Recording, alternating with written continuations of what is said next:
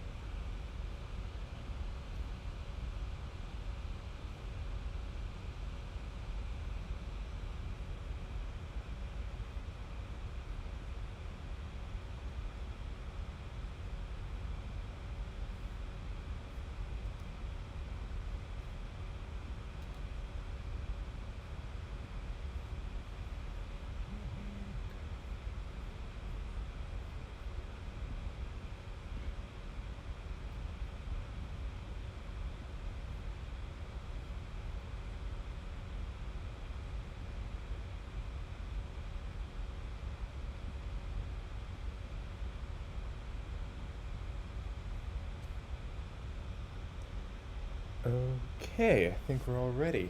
Um, Forgive me trying to figure out the software here. I am very new to this. I think I could also use a double monitor setup um, because I'm going to have my Streamlabs down for this. But welcome to the Sunday night comfy historical gaming stream. And tonight we're going to be playing some EU4.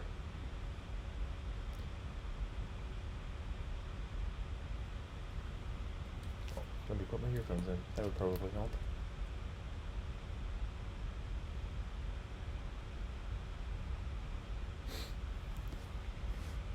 So, EU4, game that I have sunk a whole lot of time into.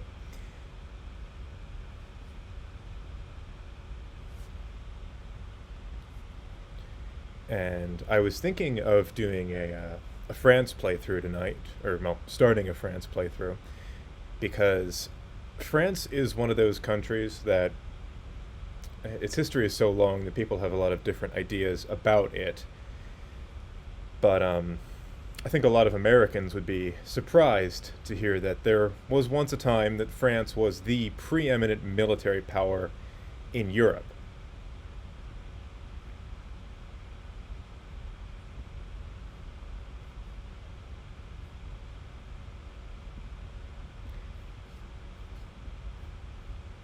Really realizing that I need to have a dual monitor set up, so hopefully next time I will. But let's get started. So, France's position at game start in 1444 is an interesting one. France in the medieval era was incredibly decentralized, and they were only a little bit more better off than the Holy Roman Empire. The French king, his control very rarely extended much beyond uh, Paris and maybe Orleans. But here we have it. The Hundred Years' War, which has torn France apart for over a century, is currently halted by a truce following a number of key French victories. With the support of Joan of Arc, since martyred at the hands of the English, and the support of the rich Anjou family, Charles VII has reclaimed Paris and many of the French lands. Charles has also been acknowledged as the rightful king by the Dukes of Burgundy in the Treaty of Arras in 1435. However, the truce with England is tenuous. The English have still not relinquished their claims to the French throne, and one of the main demands of the new treaty, the surrender of Maine to France, has yet to materialize months later. While the Burgundians now passively support the French in the conflict with England, they are still a matter of concern for the French crown. They have grown their domains far beyond the borders of France into the lowlands and the Holy Roman Empire. It is said that the Duke, who is also one of the richest men in Europe, harbors dreams of a future kingdom based around his collective domains. In 1444, the Kingdom of France is in a state of instability and flux, and French sovereignty is subject to the changing whims of their disloyal subjects. To our north are the English, who wish to add the French crown to their collection, and to our east is the rebellious House de Bourgogne, who would dare to claim the throne for themselves. Before the French can even begin thinking about expanding their empire, they must first ensure the loyalty of their subjects and integrate them into a centralized state, and remove the cursed English and Burgundian pretender kingdoms from their border. France is free to pursue voyages of exploration and an active foreign policy in Germany and the Low Countries, or even stage an attack on the rich cities of northern Italy, where imperial influence has been waning for centuries. And that's really where we start with France, at the tail end of the Hundred Years' War.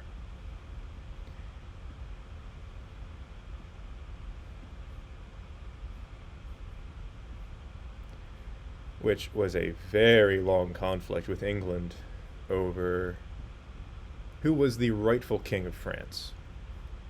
The claims went back quite a ways, really, to William the Conqueror himself, because he was French. He came from Normandy.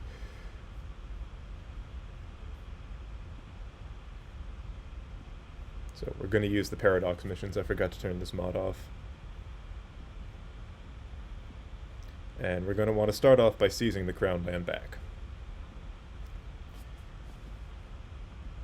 And really, the story of France in the late medieval era is the story of a country centralizing.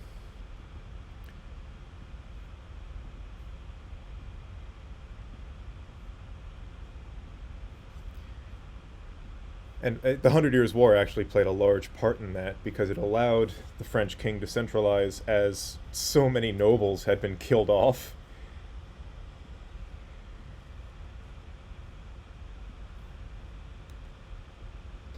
So a lot of his competition had been completely done away with.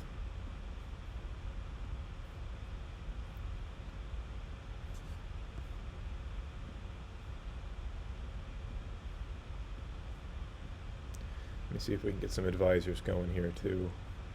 France is one of those countries in this game where it's rich enough that it usually can.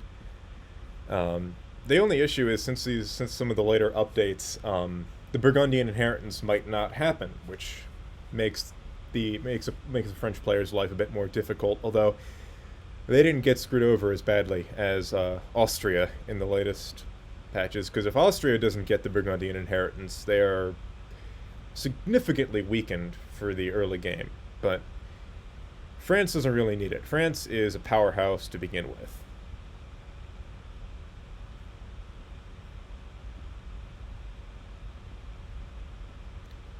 Also going to want to start by royal marrying all of our vassals.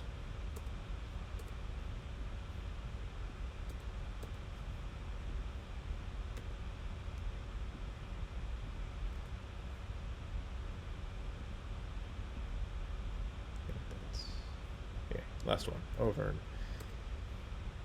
And we should get an event firing in a couple of months that will allow us to invade England, or, well, English holdings in France.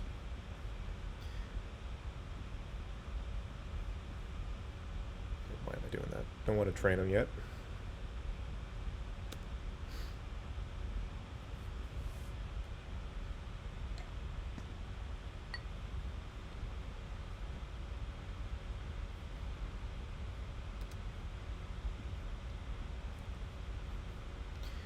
If we can't get the Castilians as allies, sometimes they rival you, sometimes they'll be your friend.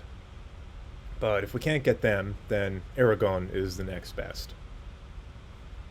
If you're really lucky, Burgundy will want to be your friend, but that is a rare occurrence from my experience.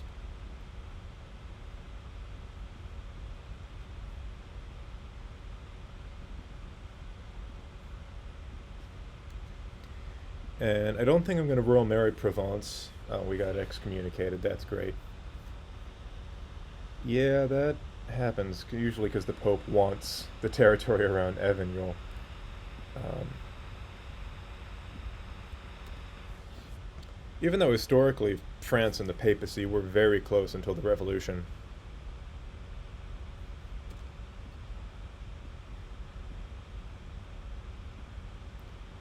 And we are going to want to improve relations with Orleans because that is our strongest vassal.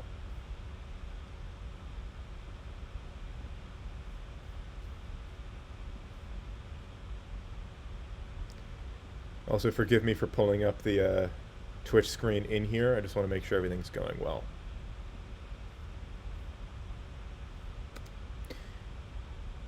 I will work to get a dual monitor set up as soon as possible so I don't have to rely on that.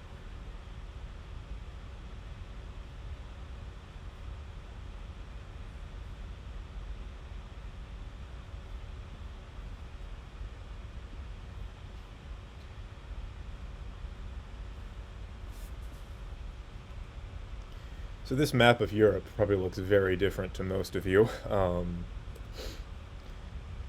Modern Europe is, it's only really existed for about 60 or so years, and even less if you go from the reunification of Germany. Um, in reality, this was Europe for a lot of its history, just a bunch of disorganized border gore. Um, if you have OCD, do not look at a map of the Holy Roman Empire. It will drive you nuts. Does me.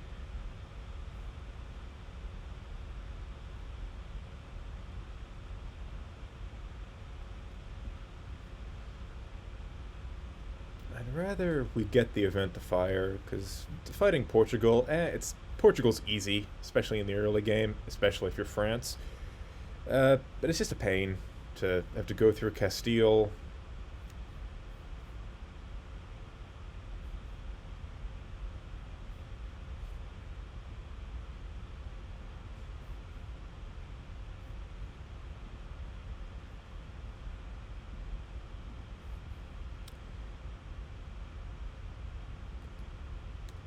Here we go.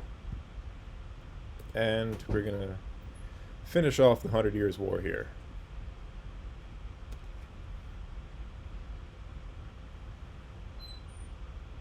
I'm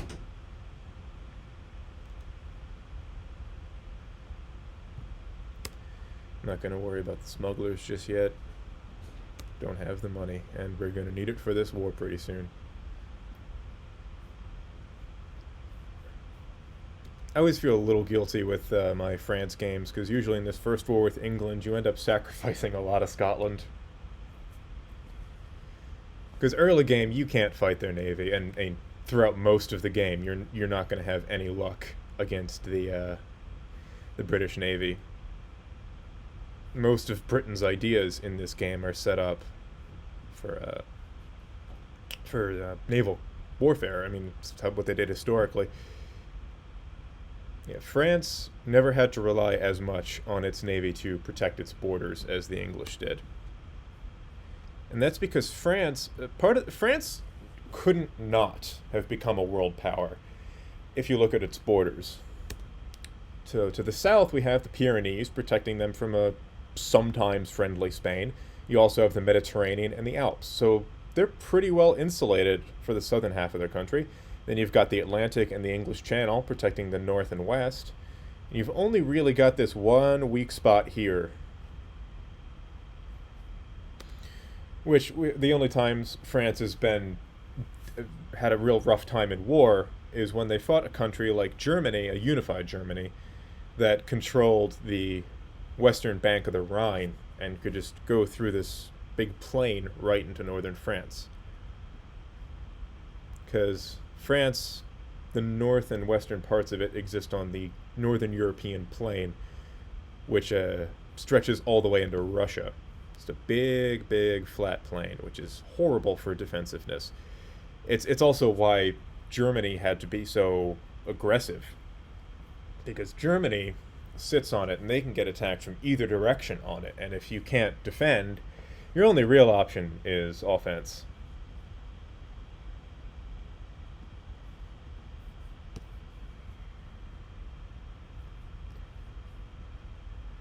Because the Schlieffen plan might have worked in World War One if the Germans had the technology to, because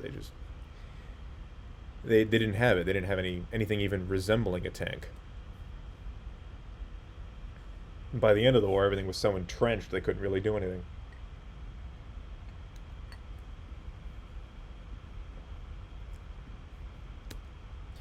Also, if you're wondering what I'm drinking, it is the Sexton, which is a single malt Irish whiskey.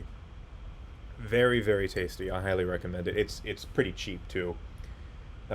Priced right along there with your Jamesons and your Bushmills. It's affordable and very tasty.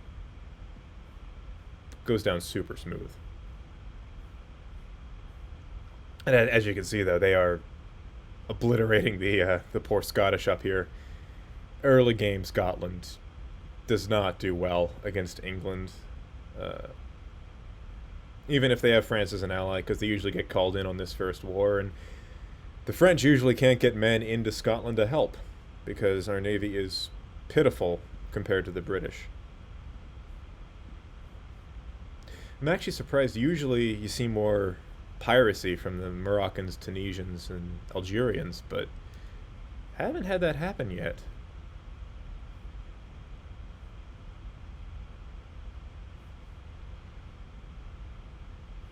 Usually it's painful playing a Mediterranean country in the early game because these guys will raid your southern coastlines and just ravage it.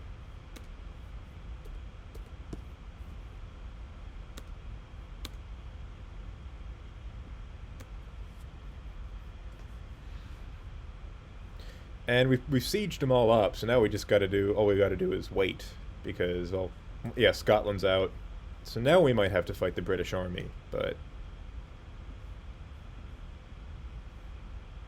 so do we want to support them? We could use the prestige, but I need the manpower. Yeah, I'll take the prestige. Same here. Oh, got some rebels. The War of the Roses was a complete mess. Um, I mean, George R. R. Martin based a lot of the early Game of Thrones books off of the actual historical events of it, and he didn't have to invent all that much. I mean, you take away the dragons, you're pretty close to what actually happened.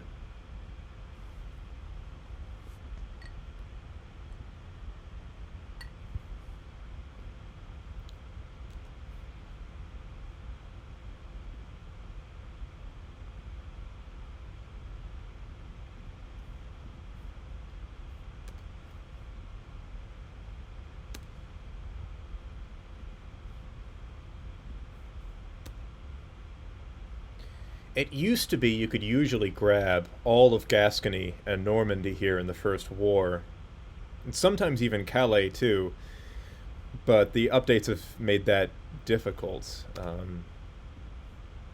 me see what I can get. I want to, whatever I do, I want to stop Burgundy and Provence, and ideally Brittany too. So we're gonna need to hold this for a little while. Otherwise, Burgundy will take parts of Normandy, and that'll mess you up because Burgundy's difficult to fight. That's why you hope for the Burgundian inheritance, because if you beat them up until they're too small, they end up joining the HRE, and then you've got to fight them and Austria, and they have that cursed Low Countries vassal swarm you got to worry about.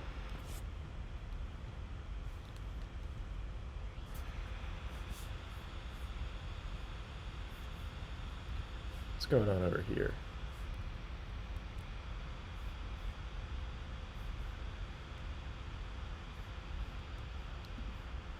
We can raise war taxes. That's a good idea. Should help us. We're losing money quite rapidly. Wars are expensive. Well, that was fast. Damn, I was hoping the War of the Roses would last a bit longer.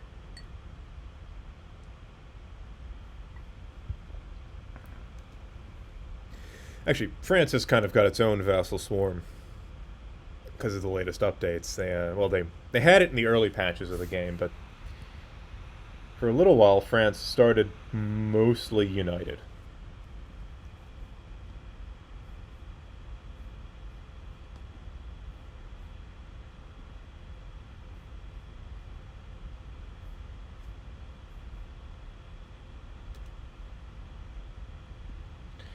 Okay, Provence got excommunicated. That's what I was hoping would happen, although I hoped I wouldn't get excommunicated. But excommunication means you can wage war on them with impunity, and I want provincial territory.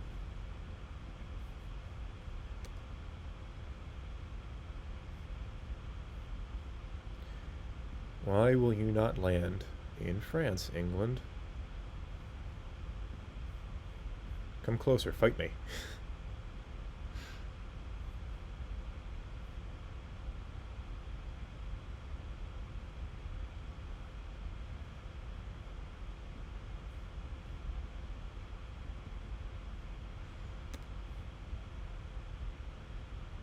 Let's see.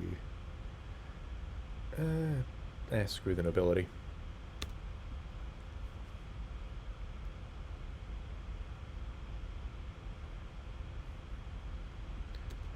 I'm trying to integrate Orléans and Armagnac first. They're the two biggest of my vassals, and vassals are good, especially if you're trying to expand, but you don't want them getting any foolish ideas of independence.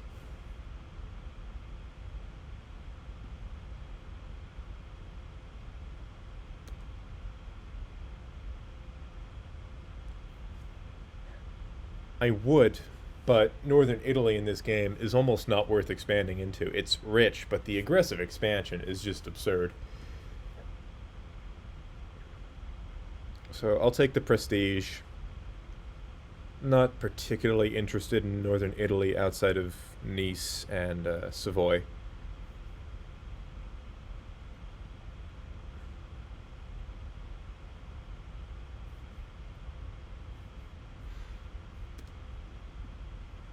There we go.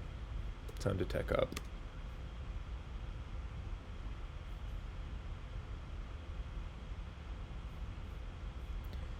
Yeah, that's the thing about this game. Unless RNGesus blesses you, you can have a pain teching up.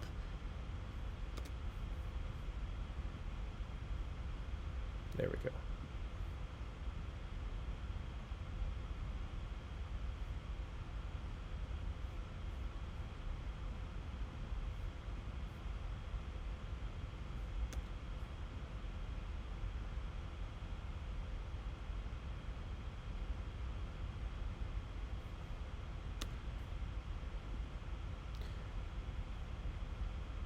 Why is Hungary at war with Burgundy?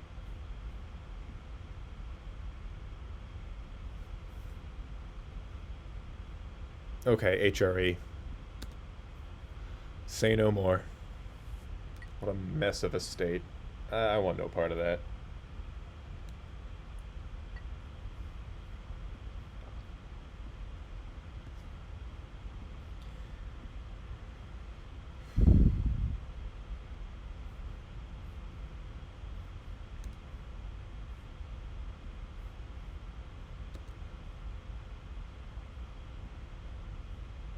See, I can take that. Maybe that plus some money.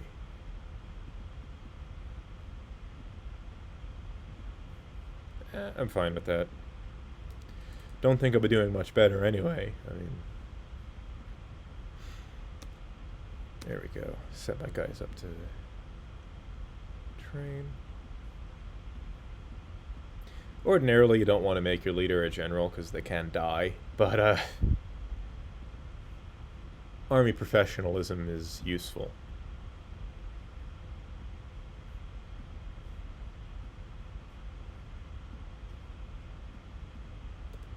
Add Gascony.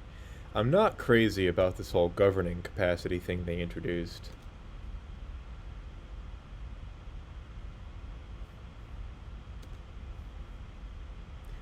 Kind of gimps Russia in the early game.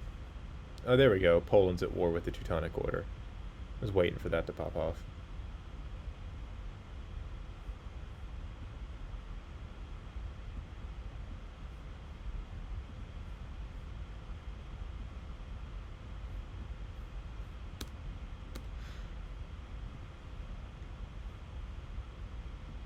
Naval doctrine. What do I want to do? Right now, I'll take the naval. I don't want to spend that money just yet. No, no, no, no. You guys can fight your own battles. Don't need to use my territory to do it.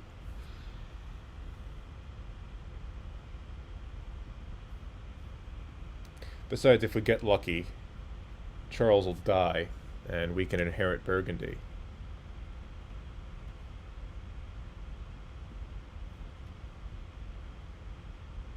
Which historically, when that happened, it was a much more confusing situation. I wanted to break that alliance anyway. Anyway, historically, what happened with Burgundy was the Habsburgs married in, as they do, and when the Duke died, the Habsburgs stepped in and took a lot of it from France, but France still grabbed some territory. It started Austria down its path to dominance in Western Europe.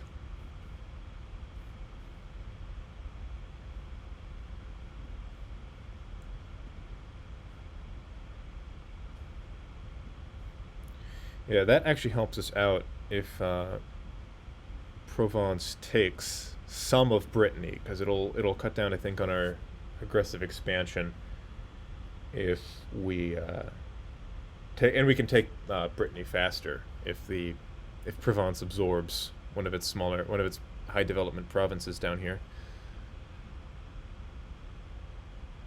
And Brittany's a region with an interesting history. The population is Celtic in origin, actually, made up of people fleeing England during the Anglo-Saxon invasions. They all fled down here to Brittany. Which is kind of a return to what there used to be, because Gaul, before the arrival of the Franks, like the Roman province of Gaul, was Celts, almost entirely. And they were heavily Romanized by the time the Franks showed up. So France is this interesting mix of the Gallo-Romans and the Germanic Franks, and I don't want to spend that, and my legitimacy is fine.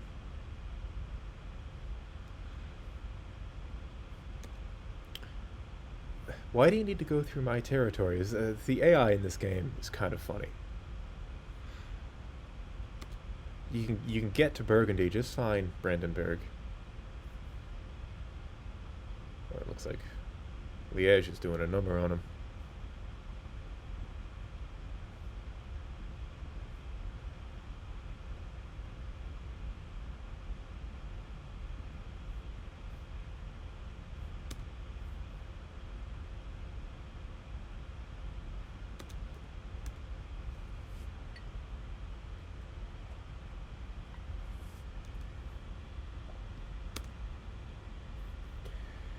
Two more years and I can integrate them.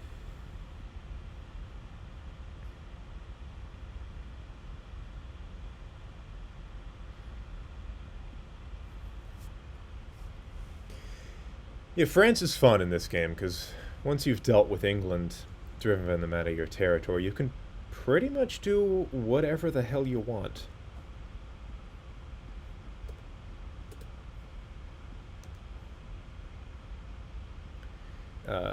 France historically really focused on the continent. I mean, she had much more of a connection to the rest of it than, say, Spain or England. But once the British and the Spaniards had colonies, France was going to be damned if they would let them overtake them. So that's when they set up Quebec and New Orleans and the colonies in Haiti and the rest of the Caribbean.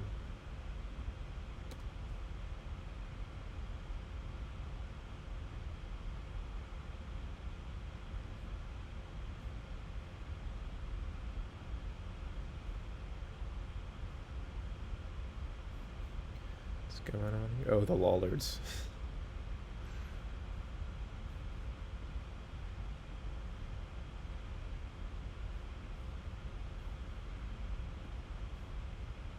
Let's see. Oh, they should be easy. Once my truce with Provence is up, they should be pretty easy to take care of.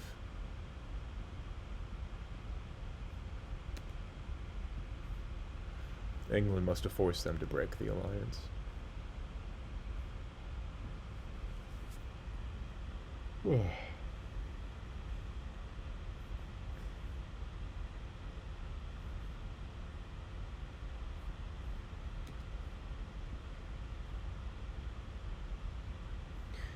I'm surprised Muscovy isn't making more moves. They used to be much more aggressive.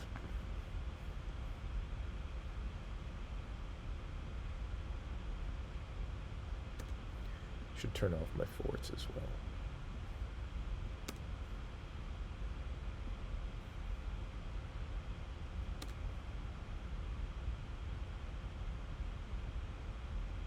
Yeah, no. I don't like letting the estates get out of control.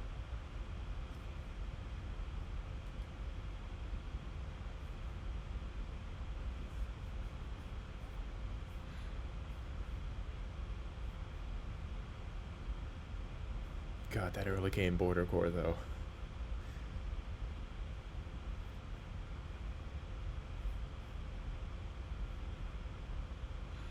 I'm also surprised Castile isn't being more aggressive here. Could be that they have two allies, that makes sense.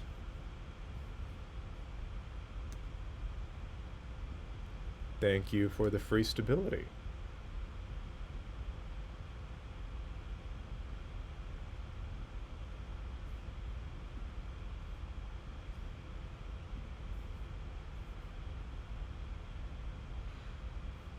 I love the music in this game, too. It really sets the tone. Byzantium's clinging to life. How did that happen? Every once in a while, the Ottomans will just stop short of taking the last little bit of it.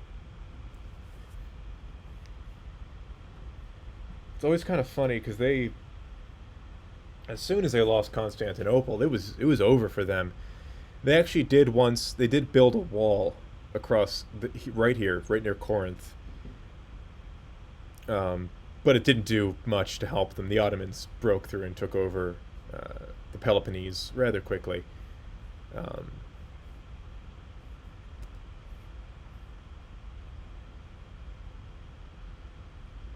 Okay, Provence has eaten a lot of southern Brittany, which makes my life easier. Kill two birds with one stone.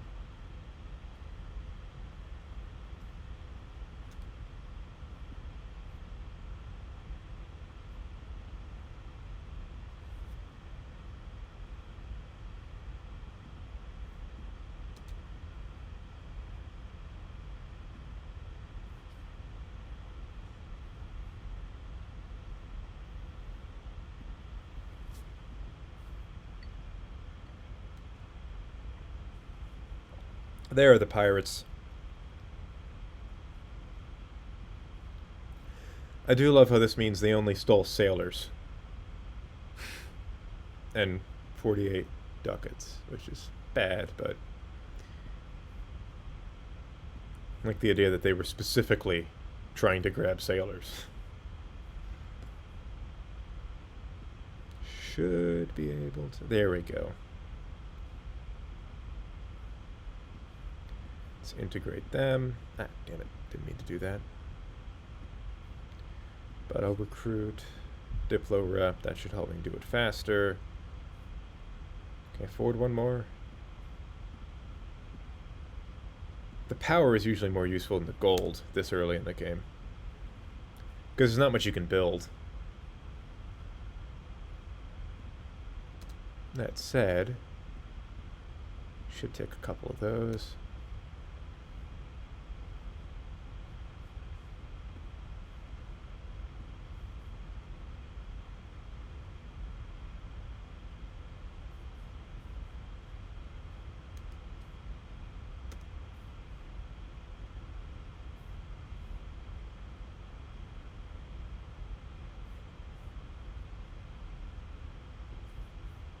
going on up here? Noble rebels. Oh wait, they. Oh no, it's that sometimes happens. Portugal and Castile will go to war together. Usually leads to a weak Spain if Portugal can grab some of Granada down here.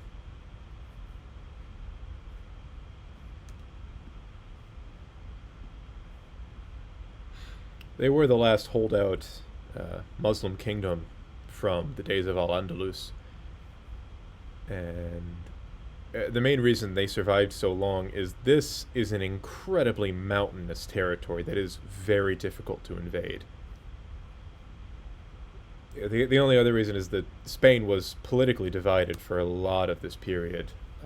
The division in Spain only ended with the Iberian Union in the 1490s, when the last two kingdoms of Iberia joined together. Shortly thereafter, Columbus went on his voyage, and the rest is history. Spain was the first out of the gate world empire.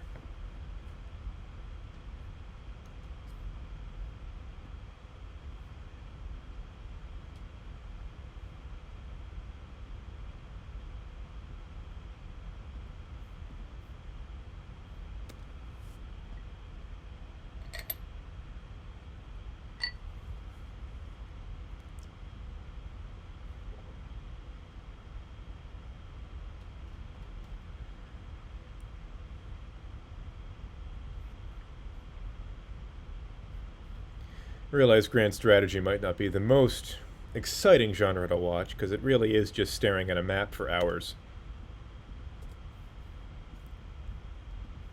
But for history dorks like me, it's a lot of fun. More free stability.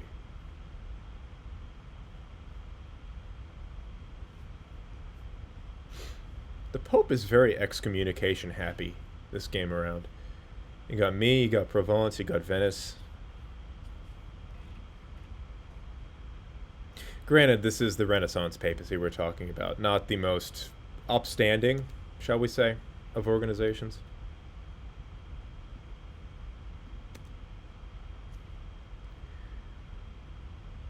Okay, that's why. Excommunication is annoying for a lot of reasons, but the main one is it hurts your prestige. Hopefully Charles VIII or VII will die soon.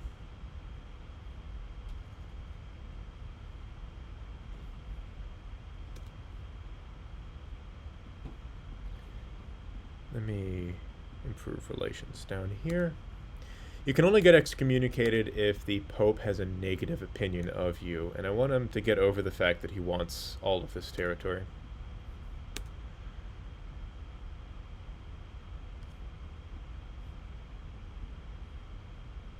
Ah, that is some bad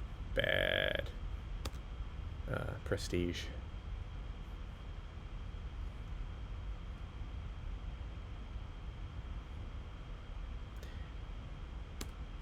Not as bad as if you're an early adopter of Protestantism, though. If you're one of the first countries to convert to that, you lose. I think it's 50 prestige, which is brutal.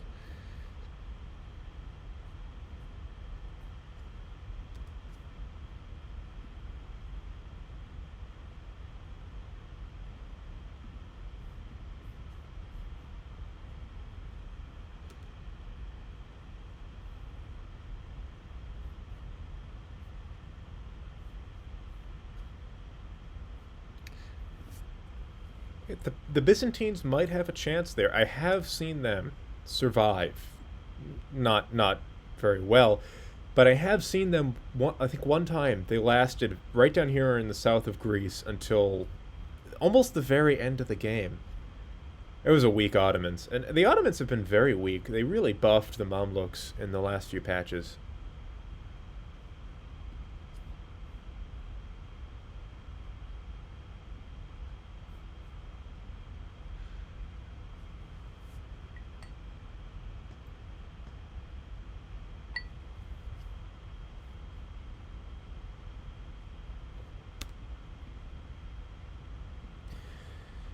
Why are you insulting me, vassal? What is your problem with me?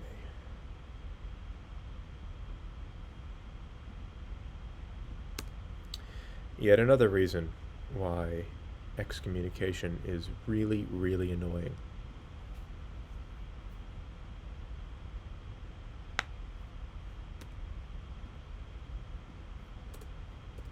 There we go, can grab my first idea set. And with France, you're a bit farther away from the New World than Castile, and France was always kind of a secondary colonization power in the New World. They were much more prevalent in the Old World with their empire in northern Africa and in Indochina.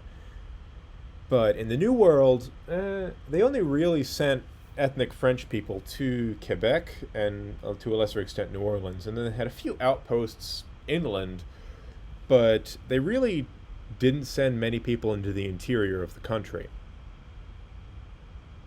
So I'm going to take innovative because it jives very well with France's national ideas. Prestige decay, innovativeness, tech cost will help me out because it'll make technology 20% cheaper overall. It's really just a whole basket of useful buffs. So, and it jives well with France. The soundtrack to this game is so good.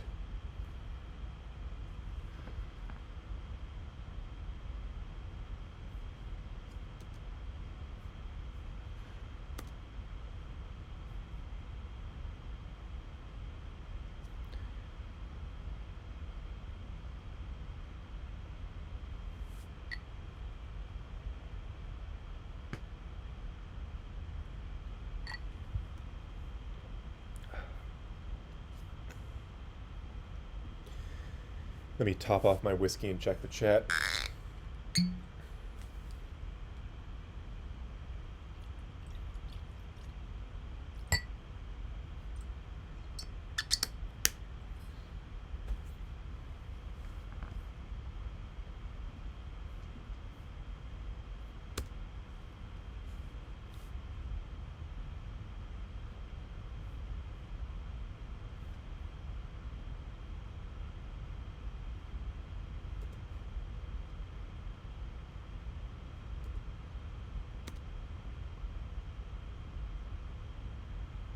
I can afford that.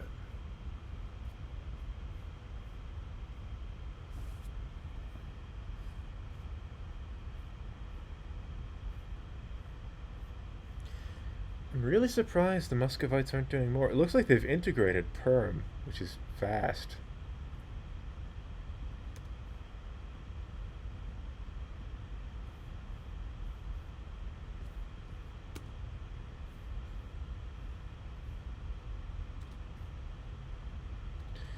We can start having a bit more fun with alliances once my vassals are integrated.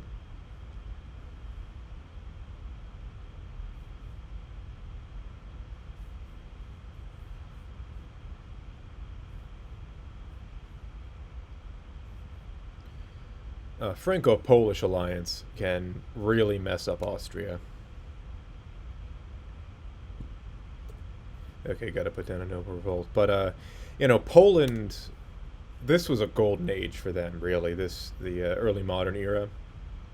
Through their union with Lithuania, they were once the dominant power in Eastern Europe. I mean, for a little while, the Polish occupied Moscow, and Warsaw was called the Paris of the East. It was renowned as a beautiful, beautiful city.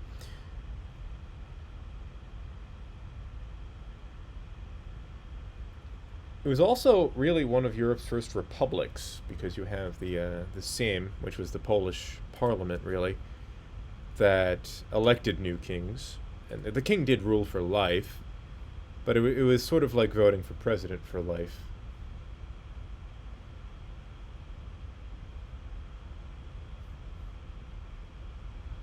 Which would be weird, but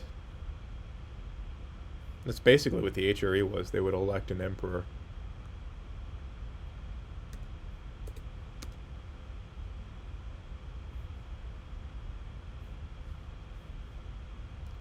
And really, none of these games do a great job of illustrating just what a shit show the HRE was. Because you have this whole setup and everything, but it was way more disorganized than even these games portray it as. Go back to Crusader Kings. It was the HRE was a mess, and it's the main reason Germany and Italy took so long to unite. What happened was the individual duchies of the empire got so much power that strong regional identities formed, and that's why there are several different dialects of Italian, and well, to German to a lesser degree, although.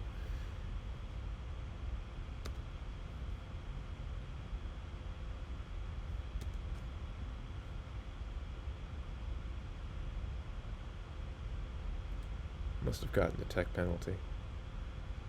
There we go. I always find you have a hard time keeping up with the technology in the very early game. But once France gets their ideas rolling, they usually are a tech leader.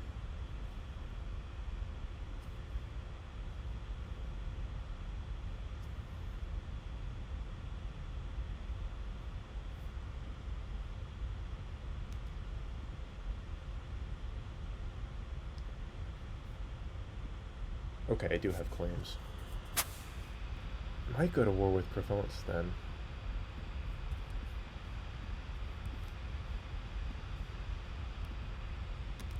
Well, I've still got my vassal swarm. There we go. Orléans integrated. Border Corps is getting a little better. I'll take that stability, yes please, because my king is probably going to die soon.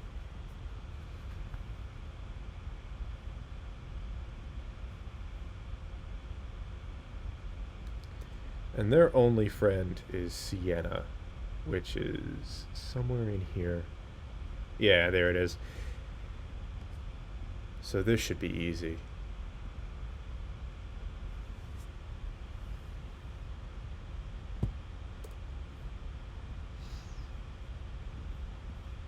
My main goal is taking the eastern reaches of Provence to stop anybody from cutting in on my territory.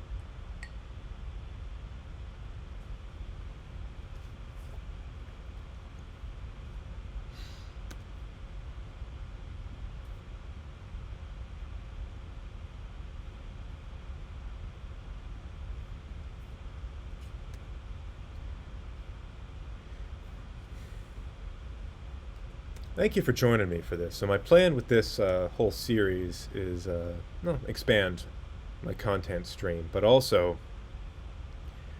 I think historical video games and historical memes are great tools to help people understand history. I mean, okay, there we go, Lost Era gone. But I mean, especially there's this great mod that I have called Real History or something along those lines, where if you click into a city and hover over the image of it, you get the whole history of that city up to the game start.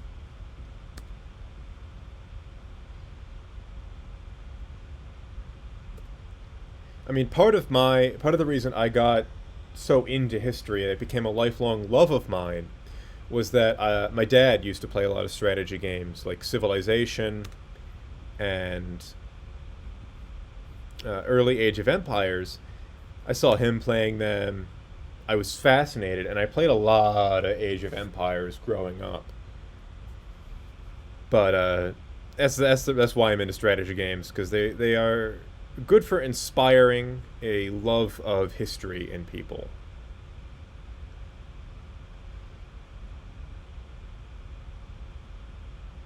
And that's all I want. I would just want people to learn history. You can see that in my bio. Because if you learn history, life gets so much more interesting. It really does, because you learn that, well, nothing's insignificant, really. Oh, you... Ah...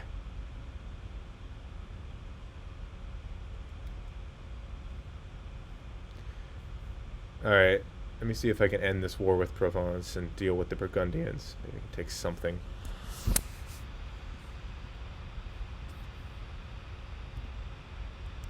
Defend Paris.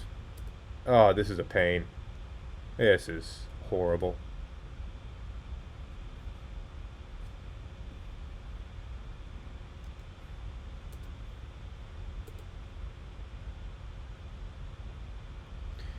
Deal with you guys.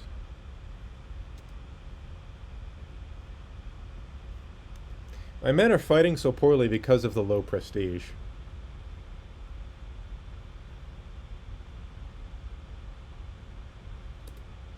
Damn excommunication.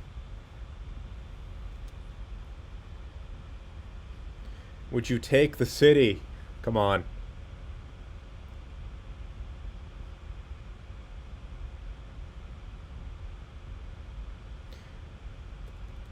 I know I can deal with this. France is arguably the strongest state in Europe in 1444.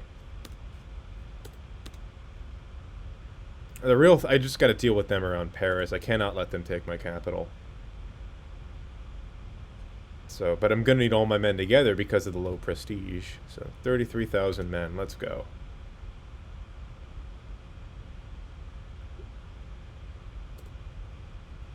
Oh, okay. Oh, thank God. Alright, that makes my life easier. Well, yes and no. So now I'm gonna have to... Who do they belong to? Oh, there it goes. Yep, they belong to Austria.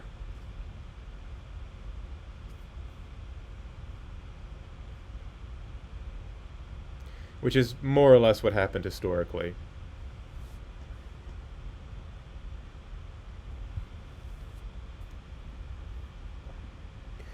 Now what's going to happen, if what happens with Austria is anything like what happens with France, the Duchess of Burgundy will die in actually a horse riding accident, and the Austrians will inherit all of this directly. Maybe I'll get some, like what happened with the old form of the Burgundian inheritance.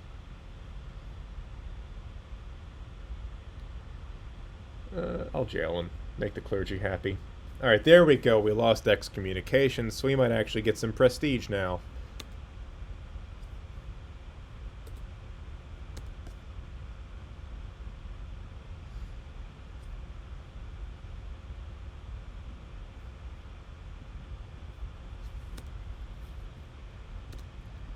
Alright, gonna need you. I was lucky there. Alright, let's deal with these provincials.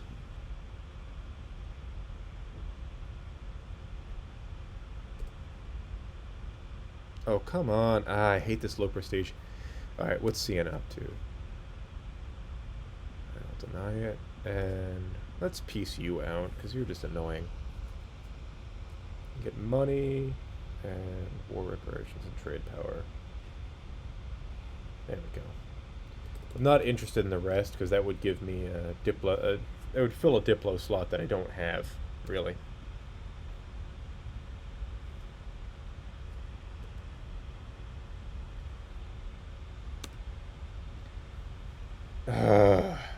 Castile. Alright, let's piece out the provincials.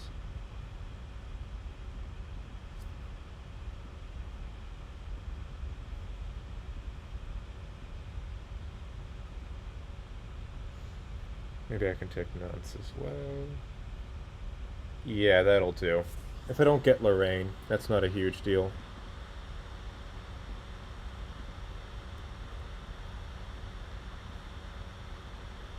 Just need to deal with the Castilians now. Maybe I can take, core that. Maybe I can take, coalition? Damn.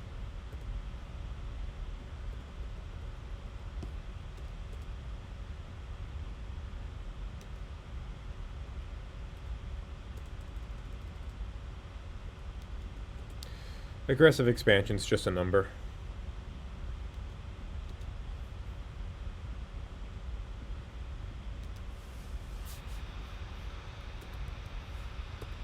That's the problem. If you irritate all of the HRE, they will all hop on the bandwagon.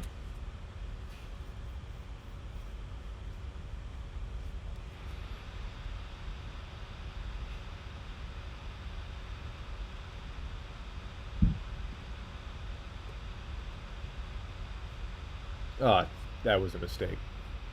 I did not mean to do that.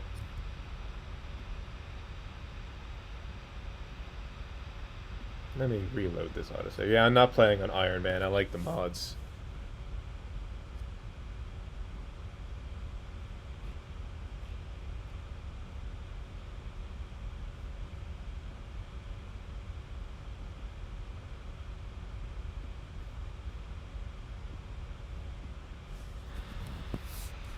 Okay. Yep, there we go. I'll just let them have Burgundy. It's not worth it. It hurts, but I can't deal with that war right now.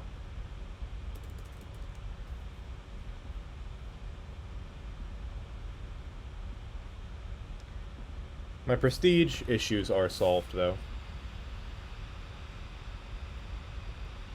And there goes Austria. Yeah, they're going to be an issue now.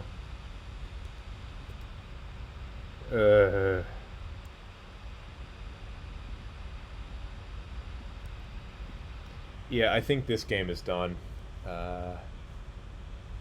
Bad luck, and I'm a little rusty.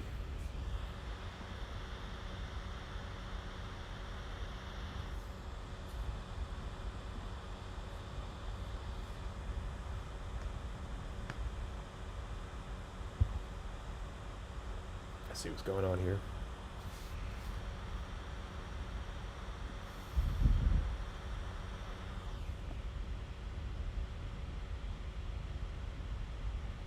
So do I still want to do a France game? I don't know.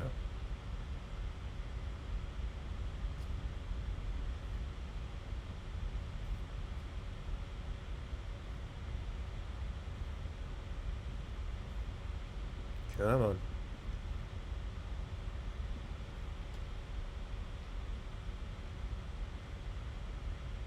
There we go.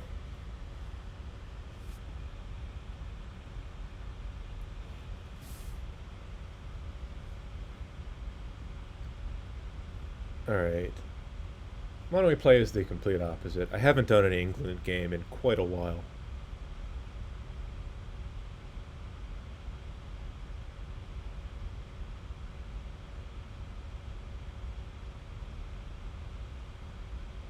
So England is in very much the opposite position as France. They are not nearly as strong to start out, but England in this game is the answer to the question, is there a problem money can't fix? And with the English Channel trade node, the answer is no. There are no problems money can't fix.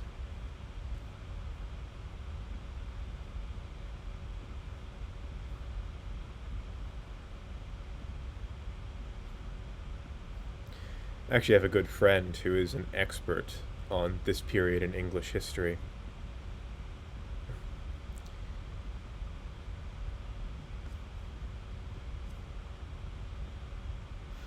Need 8 seats in Parliament. That's the other thing, is Parliament is very powerful in this game. You can even go so far as to get yourself an extra colonist, which is... England is one of the only countries that can actually tie Castile/Spain for a number of colonists, because Castile can get a 4th colonist, which nobody else can. I'll take that. Bribe an MP, Diplo support, and Diplo support, and local autonomy, and Diplo support. Alright, that ought to save us a bit of money.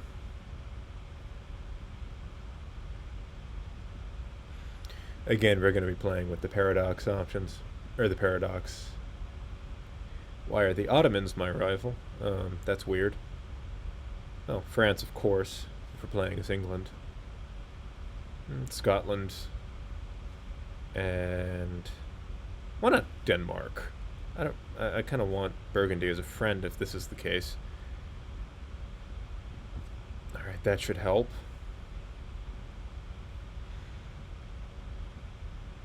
Need to max out my army.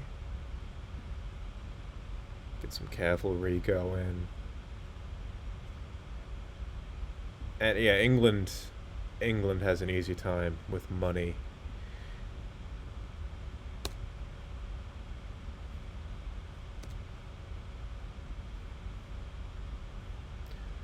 Okay, so I find the easiest thing to do with England is to get yourself an Irish vassal and use them to conquer the rest of the island.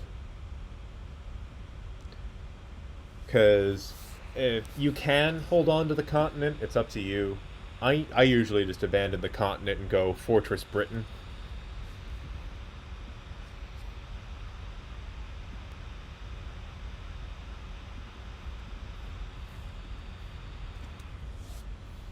England's greatest geographical advantage is that it's an island, and an island with considerable resources unto itself.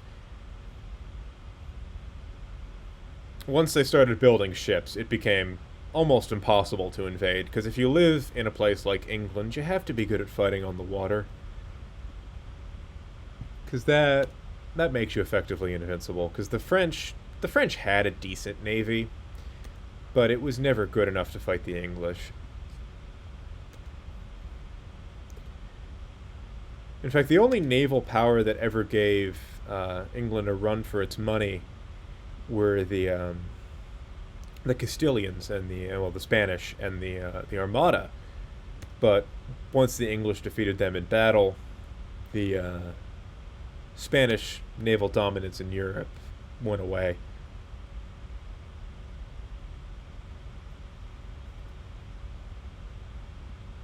All right, I'll send them a general, and can probably get a vassal now.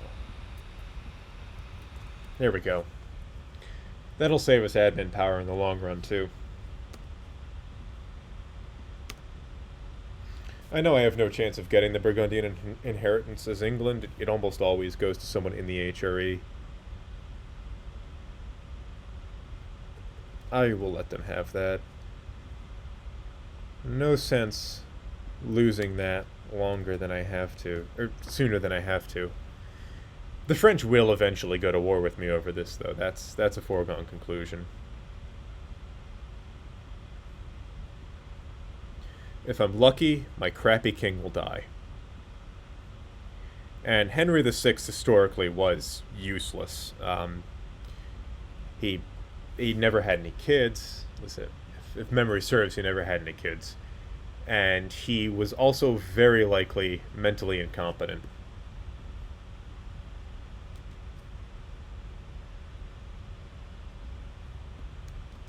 And, well, we have an heir. He's a crappy heir, but he's an heir.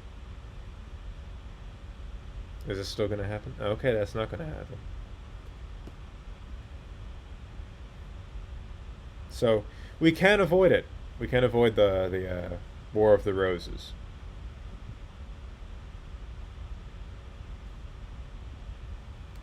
But we're going to need some advisors.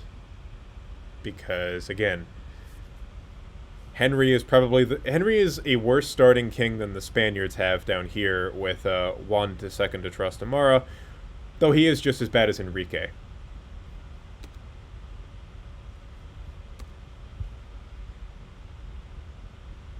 I'll take the manpower, because our early missions are tied to that. We need to get it up to here so we can start conquering Ireland, and we really want to conquer Ireland.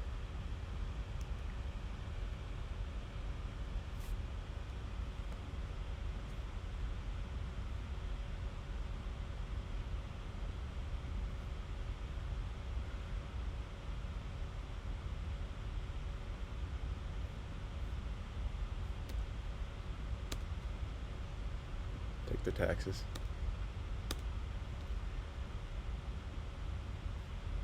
Get him out of the administration. Okay, now this is what I like to do as England. To avoid going to war with France, because the French army will slaughter you as England. What I like doing is waiting until Scotland gets themselves some Irish allies, and then using those Irish allies to conquer Scotland.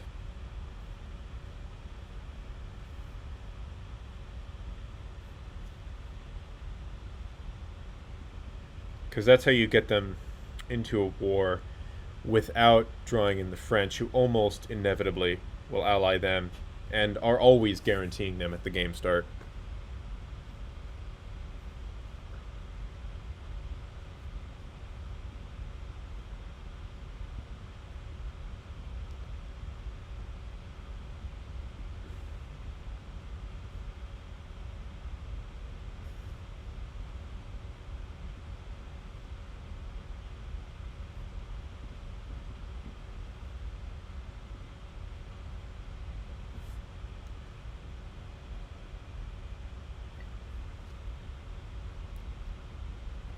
Well, that's interesting.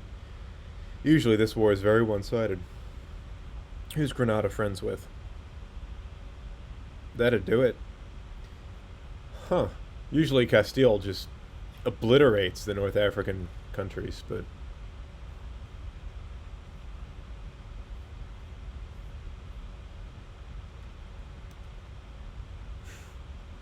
they must have failed at taking it. Or that has to be what it is. Portugal must have dragged them into this war.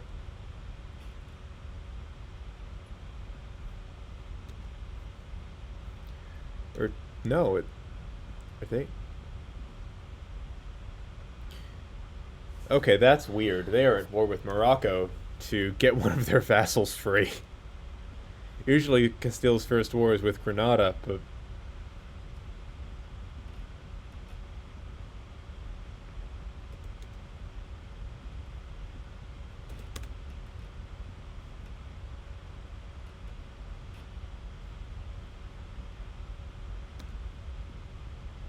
yeah, this is going to be a long wait, because Henry VI.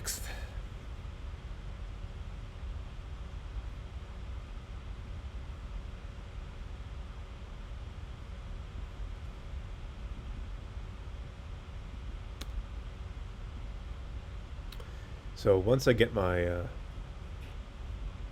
armies maxed out, then it's just a matter of waiting till my manpower is full, and then I can start messing around in Ireland, which the British had done historically.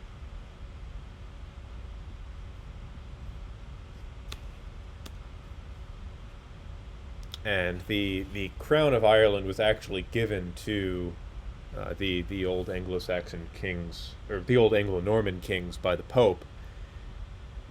But and they once controlled most of Ireland, but come 1444, the English monarchy, because of its focus on France, this is why we can't have nice things, but because of their focus on France, they had lost control of a lot of Ireland, and really their control was limited to Dublin and the surrounding areas, an area called the Pale, which is actually where the phrase "beyond the Pale" comes from. It's going off into the wild and untamed parts of Ireland.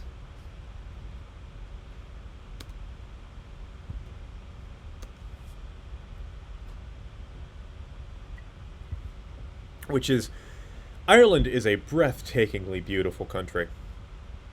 The people, the cities are beautiful. The people are so incredibly friendly.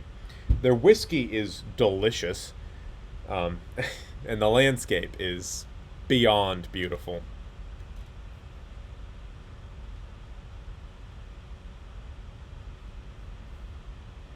Really, if you have the chance to go to Ireland, go to Ireland. You will not regret it.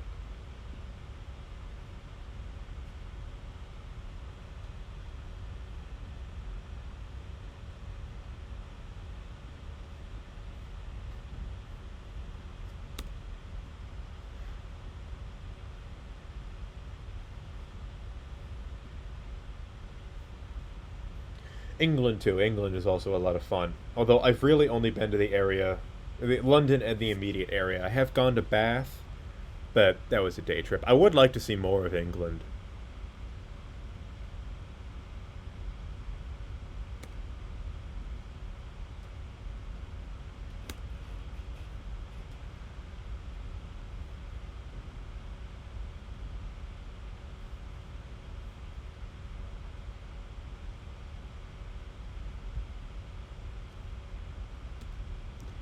I don't want to spend that money on the stability because I'm already behind on technology, and I'm going to be because my king is horrible.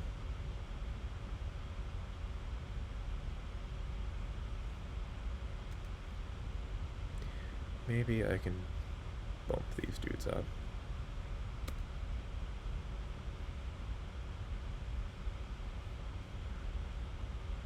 There we go. It's gonna cost me, but it'll be worth it. I'll turn off my forts here.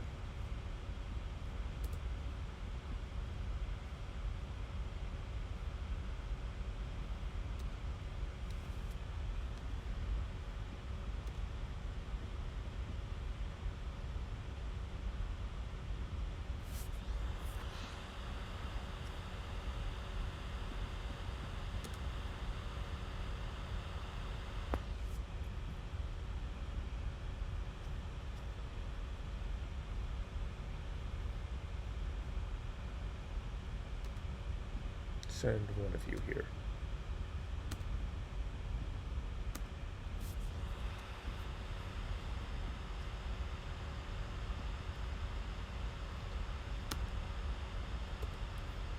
How big? My army is growing fast. There we go. 21,000 men in each should be pretty darn good, especially for this early in the game.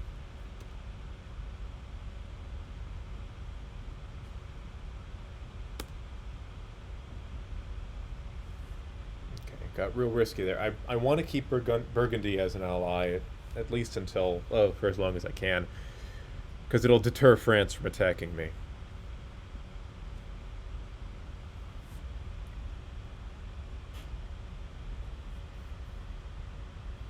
And I want to hold on to, especially Normandy, for as long as possible. These are rich territories. And they were historically.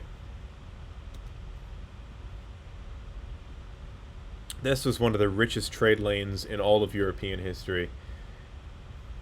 This, especially, even going back to the early Anglo-Saxon days.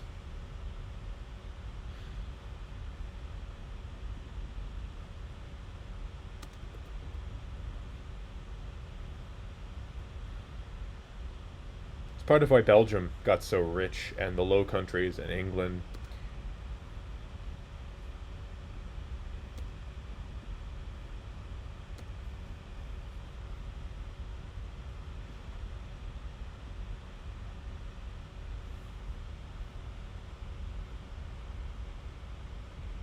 That is the thing with England. With money, you can solve every problem. Like getting level 2 advisors this early in the game. Usually you gotta wait for those. Jack Cade's Rebellion. Oh, that's gonna suck. I'm gonna lose that definitely. Yep.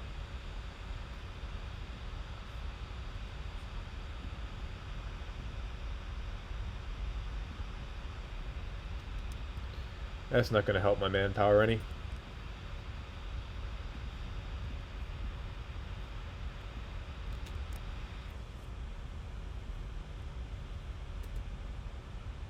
Okay, my theologian died.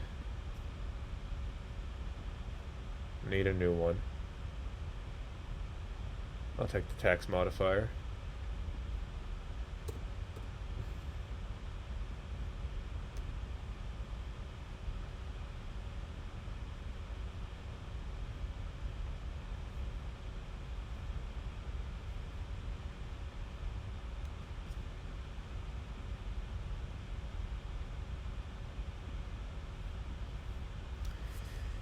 I figured I'd do this because I do these games on my own all the time. This is a vast majority of my game playing is spent staring at maps of Europe.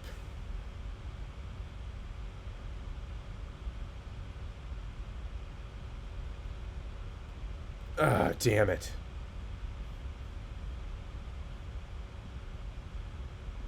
This is... oh, my king died, so that's something. Now we can actually get some points. Just wish it wouldn't have resulted in -3 stability. I am going to be way behind on admin tech.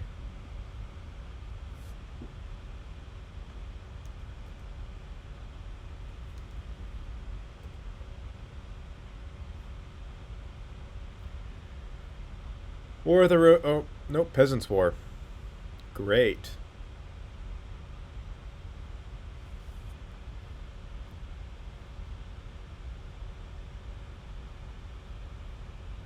England does have a rough start in this game.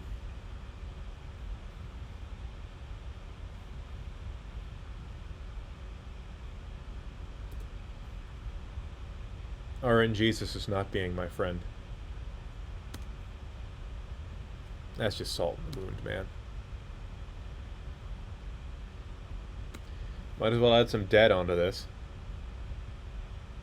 There we go.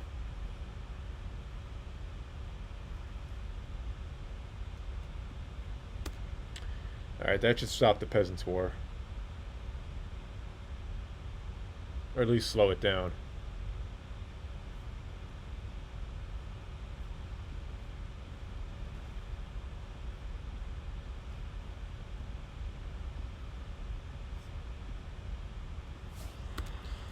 Yeah, you're not coming here for the gameplay skill. You're coming here to learn about history, because I am not one of the best at this game. I play it for fun.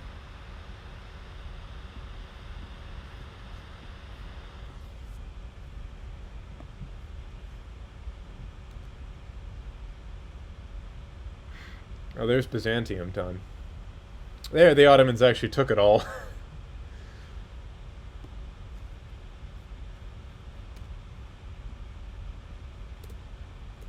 Alright, that's one.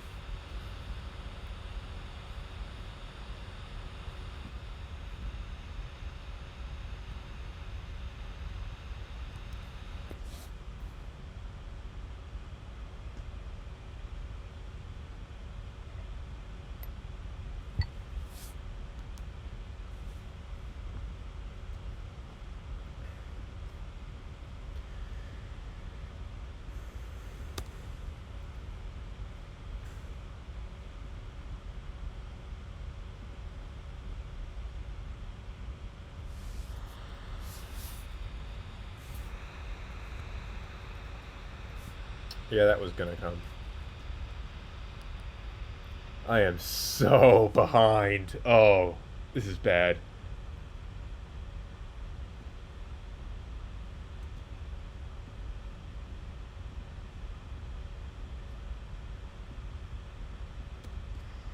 And I'm losing money. Oh, this is unfortunate. I should be at 50% manpower soon, though, so I hopefully can avoid this.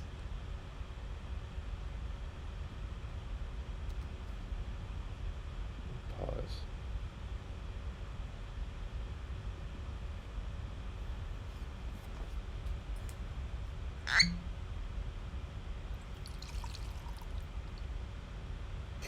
Finish off that whiskey. I've been nursing this one for several weeks now. It's very good. It's called, again, the Sexton Single Malt Irish Whiskey. Cannot recommend it enough.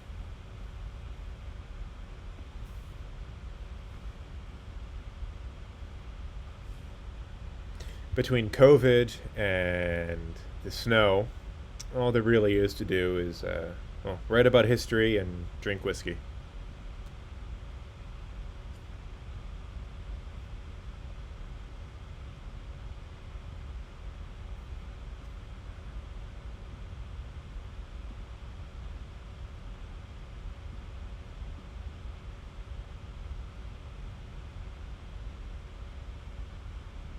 Come on. Almost there. Almost there. All of France's vassals are spying on me. Why the hell not? I'll take the papal influence.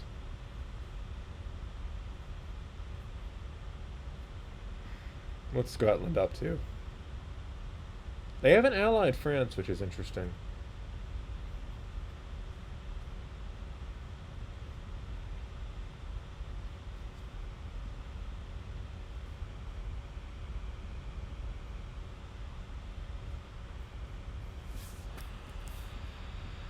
I'm gonna move one of these two over to Ireland, because I should be able to invade soon.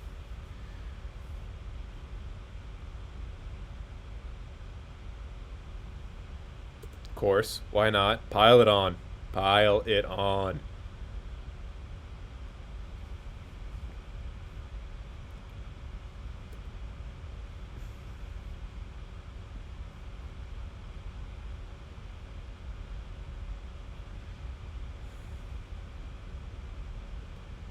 Portugal going to war with Morocco, why not? Okay, I'll just take that.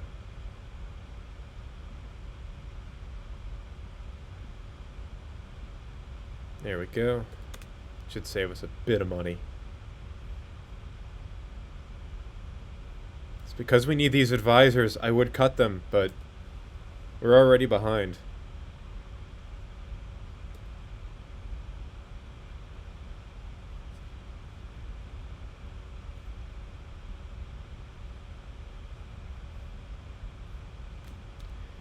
Hopefully this will help get the tax modifier.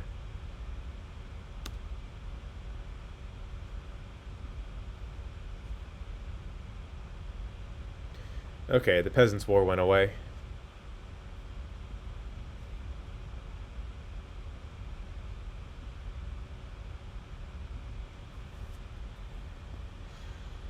And once I train that unit, I should be able to go to war in Ireland.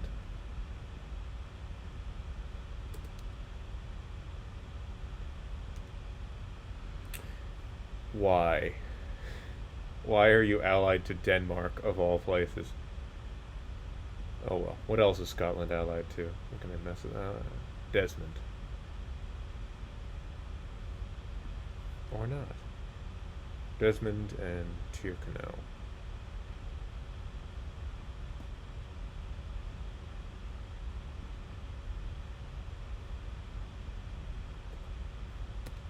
Where's Desmond?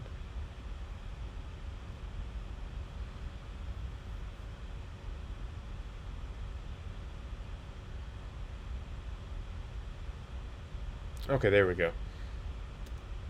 Alright, so I'll go to war with them.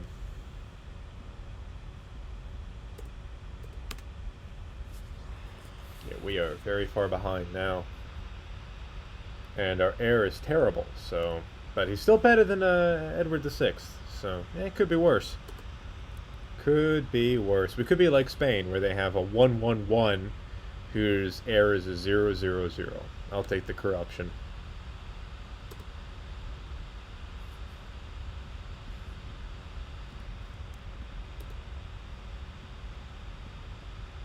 There we go. Levy the troops.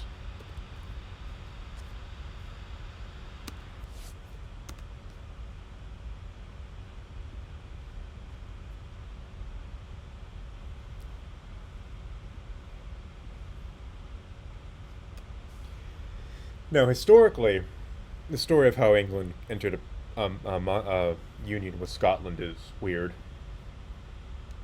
Uh,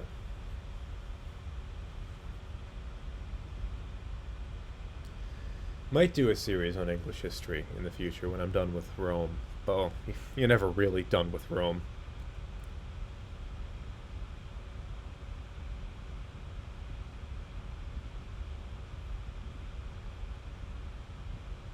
There we go. Alright, let's take...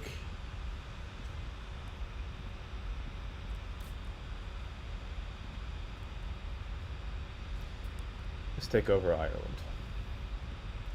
Has to start with Scotland, though.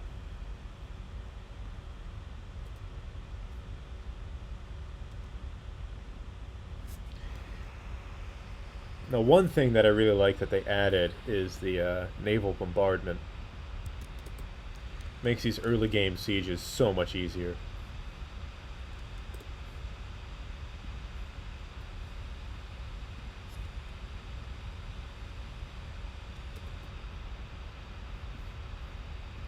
Alright, gotta deal with you guys. I say again, I am very rusty at this game.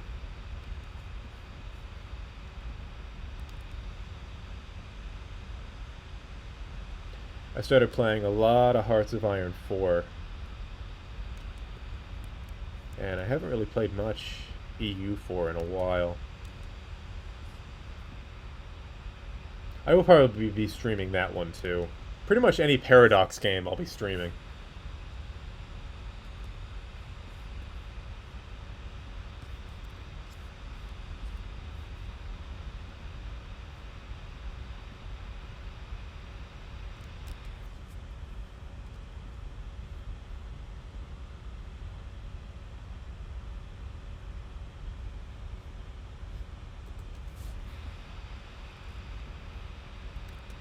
Okay, gotta deal with these guys. Yeah, of course. Hopefully I can take the loans out of Scotland and fix that problem.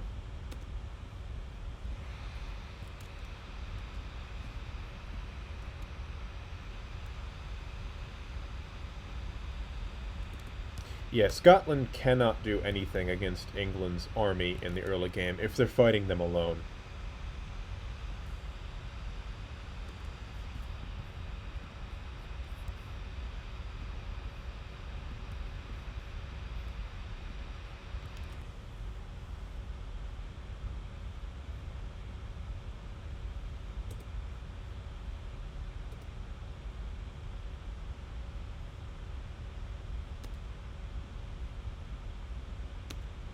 out of military power.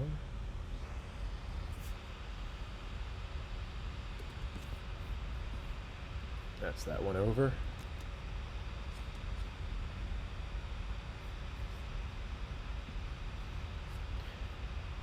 I like this flag mod that I'm playing with because it shows off the actual English flag, which I don't know how many people are aware of it, but the Union Jack it's also a union of flags. It's the English flag, which is St. George's Cross on a red field, or on a white field. It's St. Andrew's Cross, which is the Scottish flag here. White St. Andrew's Cross on a blue field.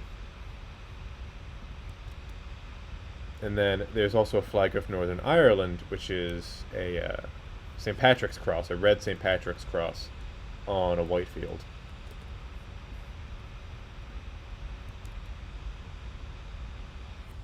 And if you superimpose all of them onto each other, you get the Union Jack.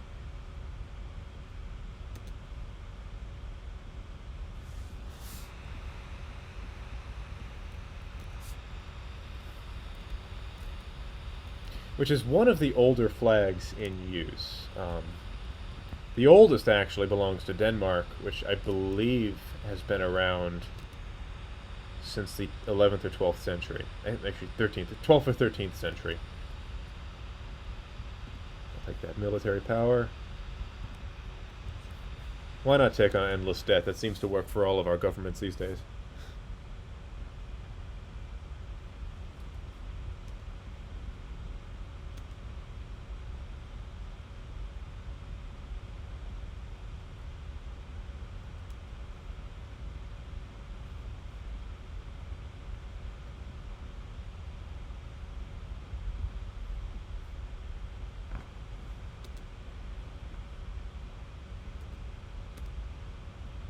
There we go, now I can bombard Dumfries. And now I can get all of my armies focused on Scotland.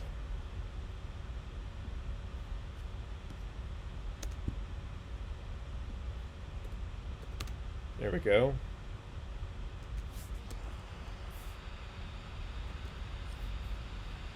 Who else are we at war with? Okay. Alright, once I've taken Dumfries, should be easy to take Lothian.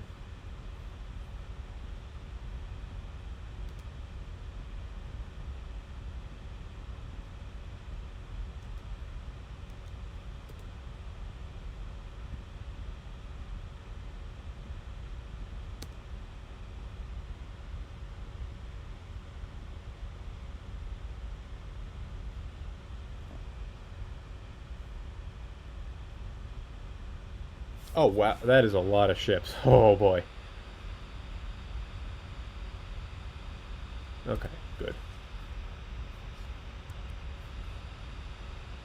Alright, there we go. Should be able to now deal with these guys. Get away from London.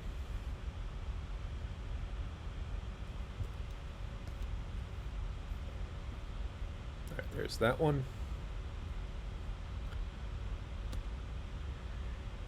Let you repair. There we go.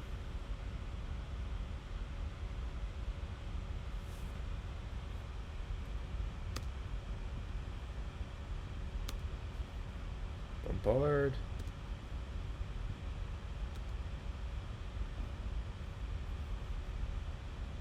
Let's take out the Scottish army here.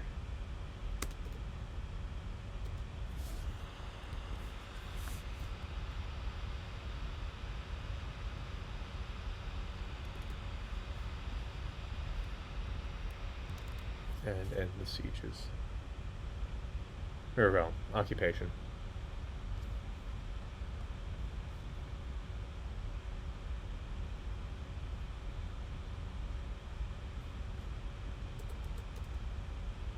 Come on, so close. This is the War of the Roses would have been preferable to this.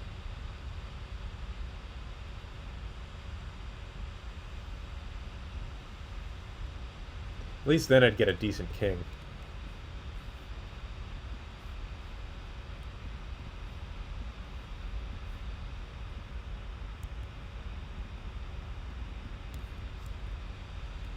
There we go.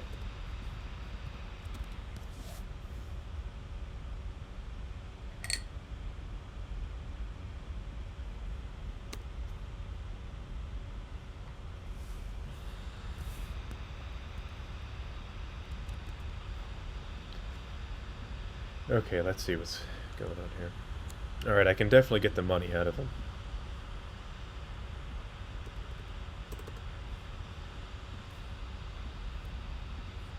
Start paying back these loans.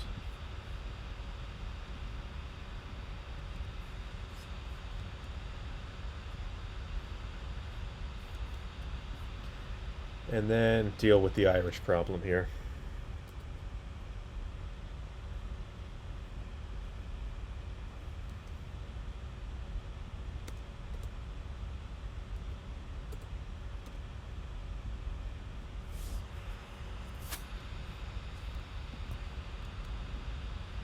Luckily, Scotland's not that heavily developed.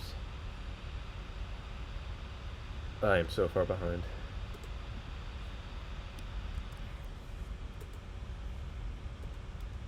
Okay, there we go. Should be able to end this war now. Hand you over to Leinster.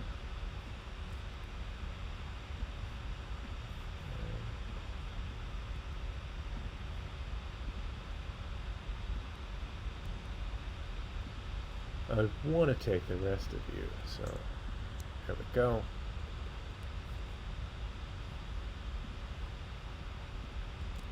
Alright. Perfect.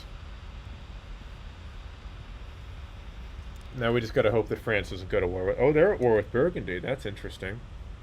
Oh, wow. The Aragonese are BTFOing the Castilians.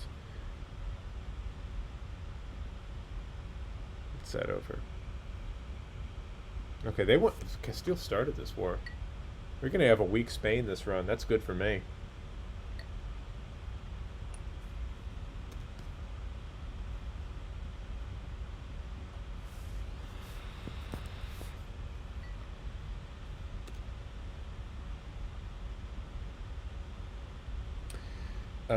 Yeah, I'll add Castile. Especially because it looks like they will be kind of soft this go-round.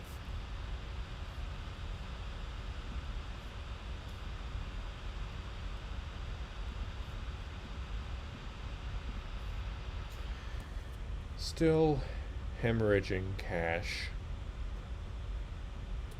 But hopefully that will get better soon. Okay, we finally have a king.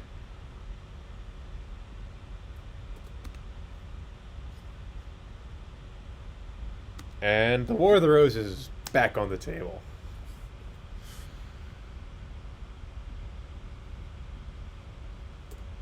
Alright, come on, you two. Pop out a kid.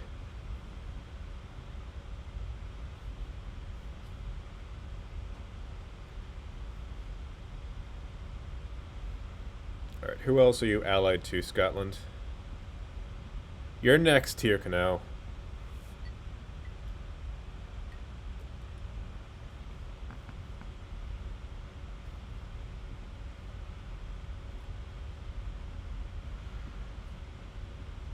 Again, I can't get over that they allied Denmark. Oh well, Denmark's weak in this game, especially once they lose control of Sweden, which they almost always do.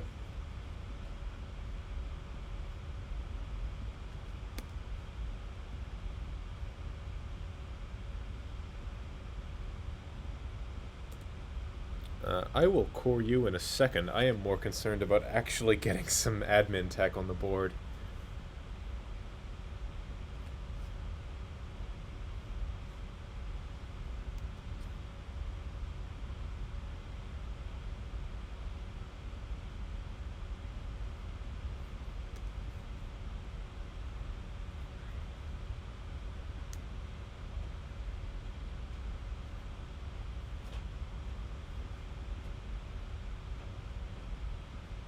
Need to keep these guys up in case of a revolt. Now, historically, England and Scotland agreed to become one kingdom, but in this game that happens so rarely, as England are usually better off just straight up conquering Scotland.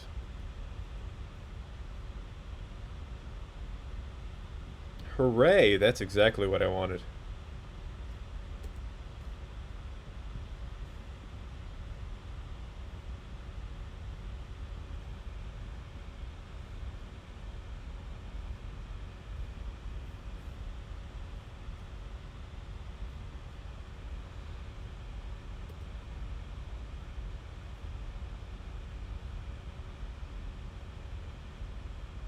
Okay, once this is cored, should be a bit easier. I love these unit packs, by the way. I'll post a mod list later, but these unit packs are absolutely beautiful.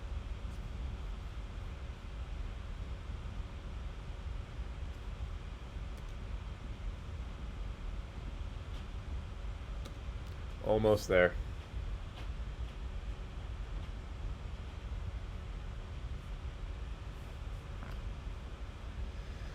Couple more months. Unless that happens. Alright, Iberian wedding happened.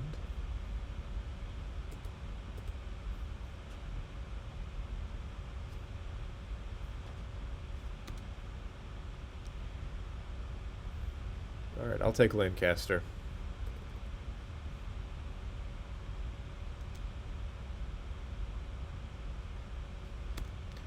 Oh, you jerks. Alright, you lot go down here.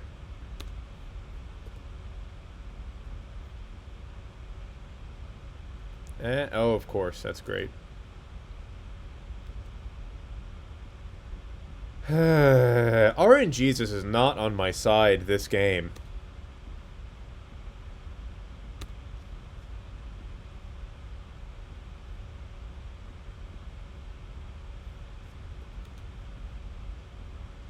Deal with you.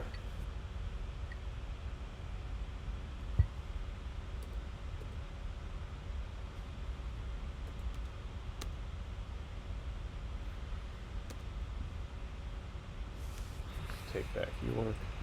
At least we have a decent king now. Why? Just why? And I'm out of manpower, that's great.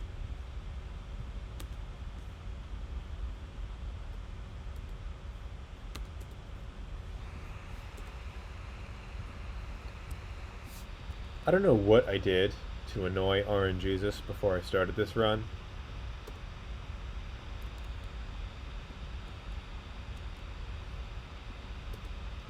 Why not? Alright, let's deal with the Irish problem next. Because I'm going to need the whole of my army to actually deal with those rebels up north. Alright, you guys can be pissed off.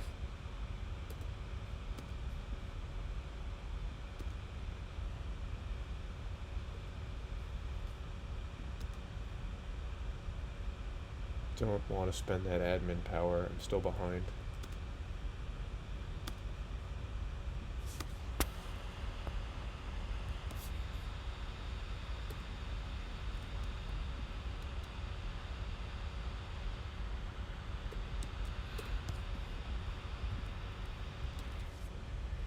So, in the War of the Roses, George R. R. Martin actually based the Starks and the Lannisters off of two historical houses. The Lancasters, which is who I've actually picked to rule England, Frederick Lancaster here, and the York family, which is, you notice they sound kind of the same.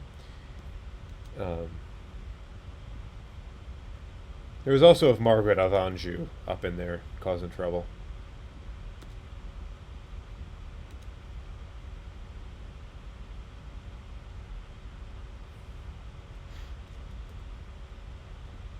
A specialist in English history could go into more detail. The War of the Roses is a mess, and I am by no means an expert on English history, at least past a certain point. I know the Anglo-Saxons pretty well.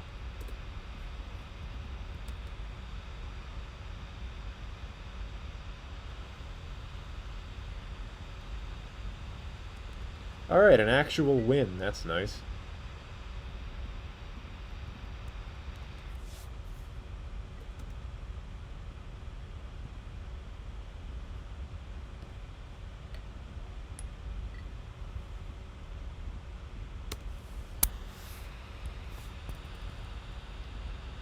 You guys can be mad.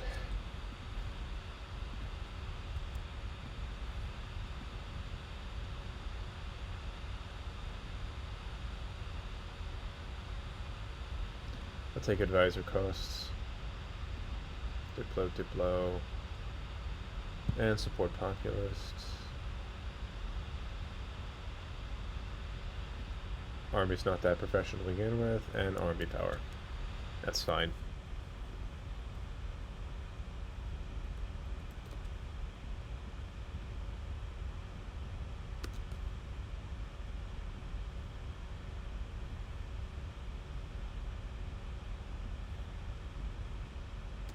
Alright, that's over, finally. Okay. Now I feel like we can actually get this English game started. Get the Royal Army back down in London.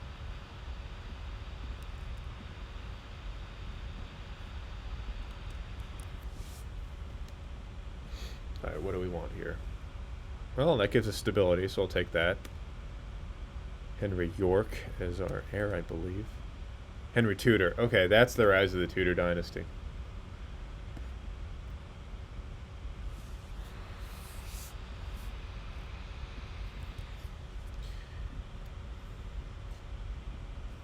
I'm surprised France didn't take that chance to go to war with us.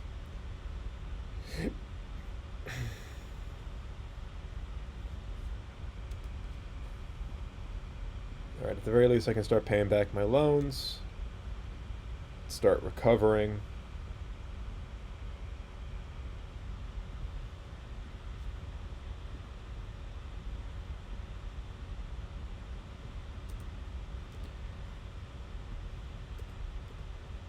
Okay.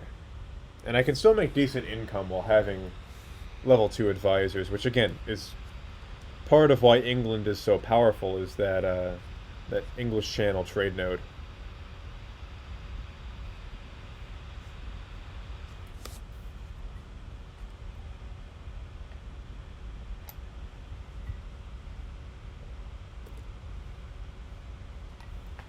And I will say, when I'm writing for the podcast, I have my sources up in front of me.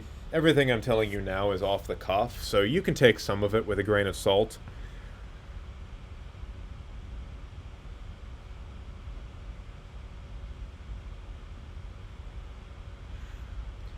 I'm not an expert in the early modern period. Typically, the more modern, the less I know about it.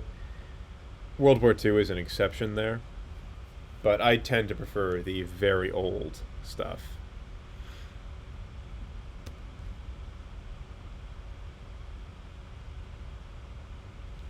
I remember my focus in college was actually East Asian history, particularly China and Japan. But I often took Egyptology and some ancient Mesopotamian history for fun. And Dr. Gadati is wonderful. She's a Towson history professor. Probably my biggest influence in my decision to start this podcast, to want to teach people history, even if it's not in a university setting. Because you don't really need a university education to study history. To be a historian, sure, but anybody can study history in their own time, and you should. It is... The world makes a lot more sense if you study history.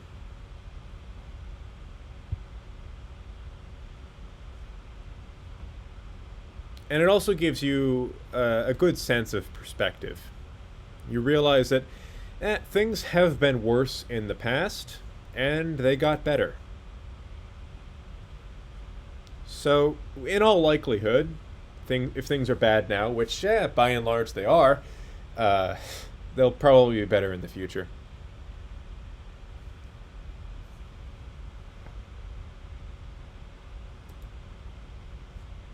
It's a weird kind of optimism, being a historian.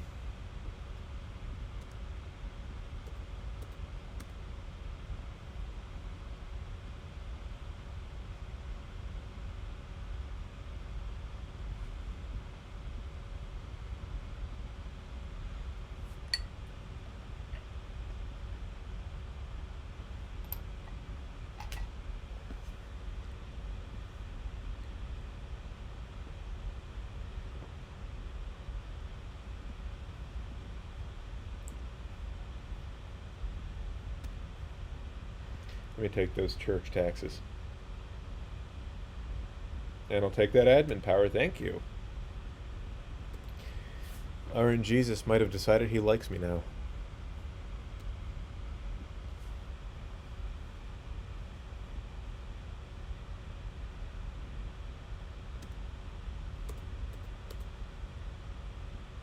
RM Portugal. And that's actually an interesting thing about this start is England and Portugal start out with an alliance, and that alliance still stands. It's the oldest in history right now. The oldest still standing alliance is between England and Portugal. It's been active since, I believe, the 12th or 13th century. It's old.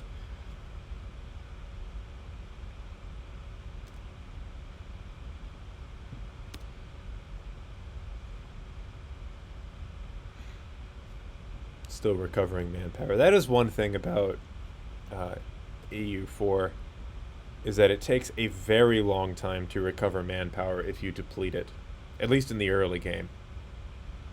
Unless you're Russia. Russia never runs out of manpower.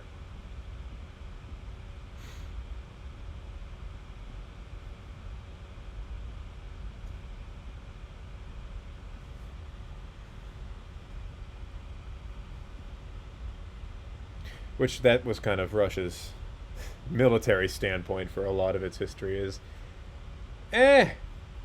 enough good enough soldiers will beat a small number of high quality soldiers. And actually, speaking of Russia, it looks like it's in a rough place right now. Maybe we'll see Novgorod be the dominant Russian power. And maybe not. Muscovy has completely occupied the Great Horde, so probably won't be that bad for them in the long run.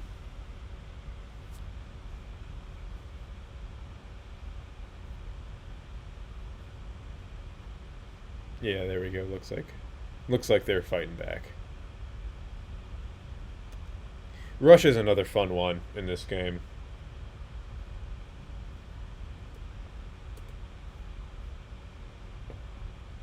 Who are you at war with? I'll take the free development.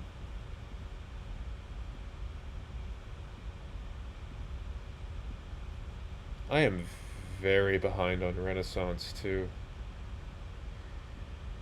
Yeah, well, I'll have to let the flu run.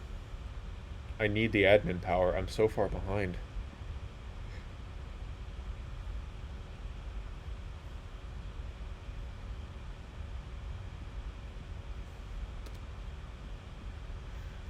I'll take the loan. I need to advance tech.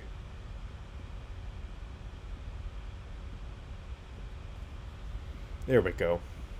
Alright, that makes me feel a bit better. Can also get my first idea group, which, what do I pick here? I could take exploration, but England is far enough away from the New World that it will take me a while to be able to get there anyway.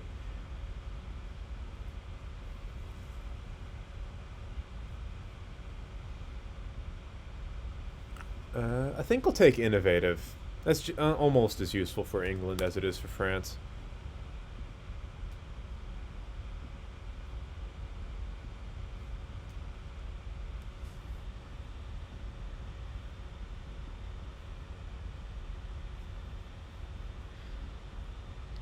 I'm sorry this is getting kind of boring watching me recover manpower.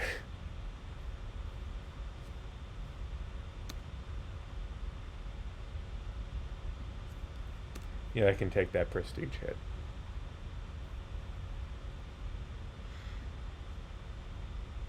Who are you? Oh, there. Ah, the Scots are at war in Ireland now. I was hoping to avoid this.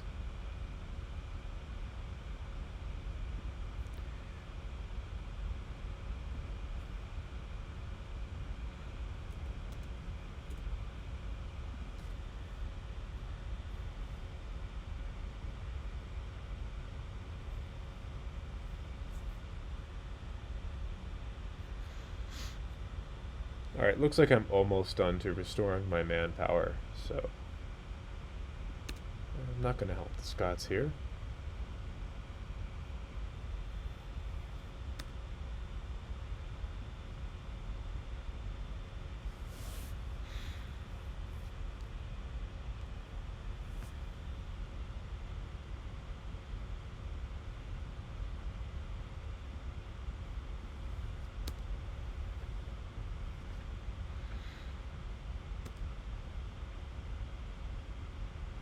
I have to let it go. I need the admin.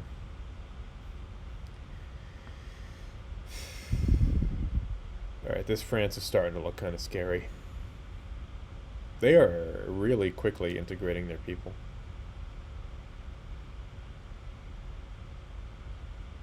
Thing is, I think I do want to remain Catholic this run, so I'm going to stop the heretics.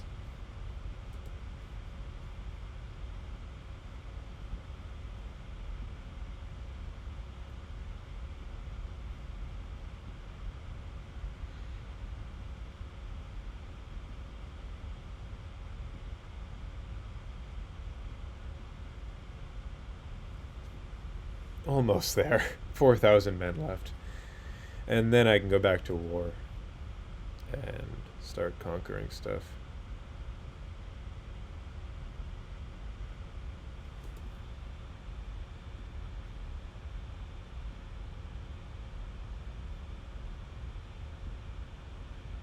So I should be able to take Tyrone and Tyrconnell next. I'll probably attack Tyrconnell. That'll let me get at Scotland without having to invoke France. Because I am very much not ready to actually fight them yet, especially how they are now. Maybe if I can get Burgundy to help me.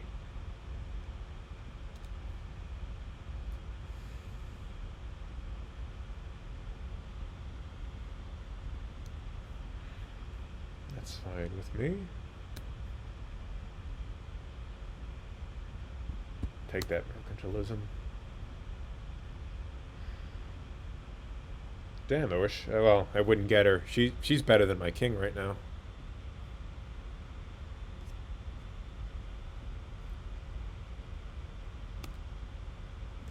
I will take colonial outlooks because that's my plan for this game, is to colonize as many people, colonize as much territory as I can, because I'm not going to be focused on Europe.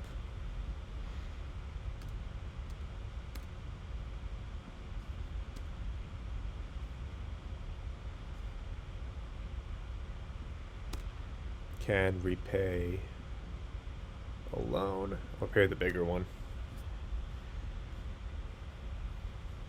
Almost there.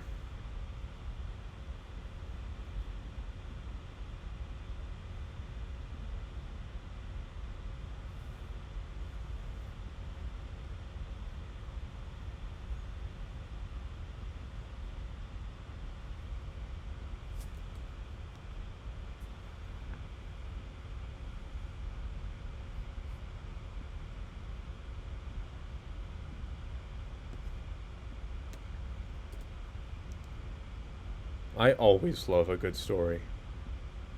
I'll take that military tech. Alright, I'm almost caught up. Hooray.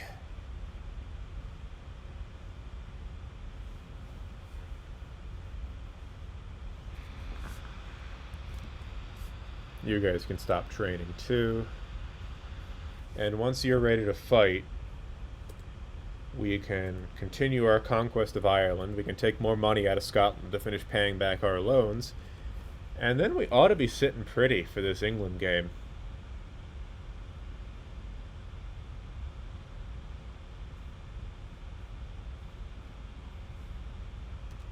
Alright, there we go. Let's conquer you.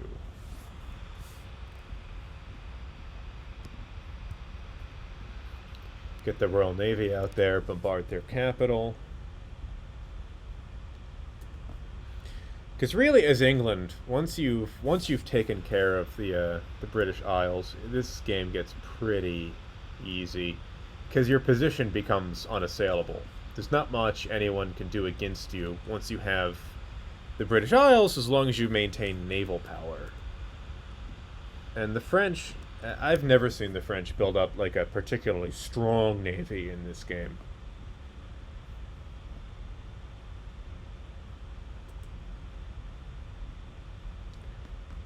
They might have some ships, but it's never going to present that much of a threat to you. Vortexes.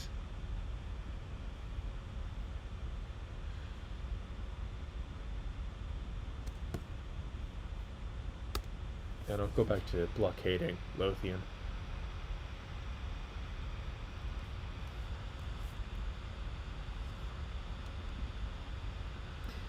I could, but I want to tech up first.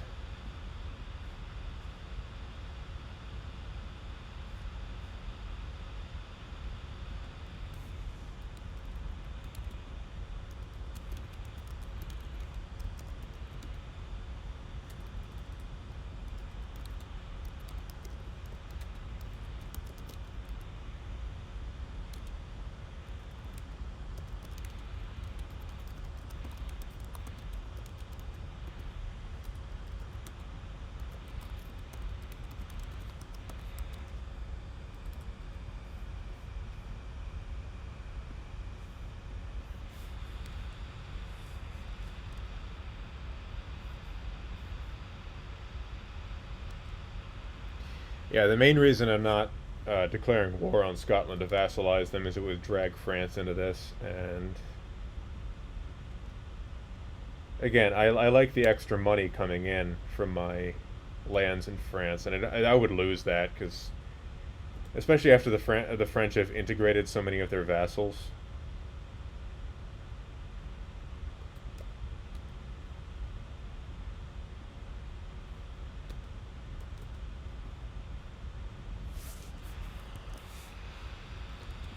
Yeah, their army would be a bit too big for me to actually deal with at this point.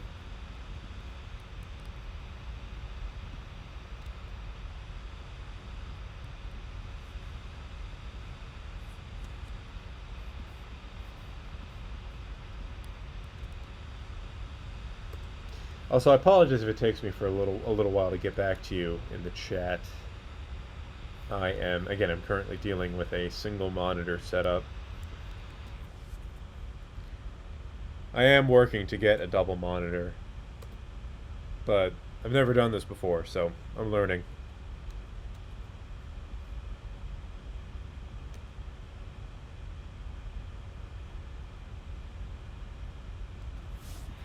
Alright, gotta deal with you guys now.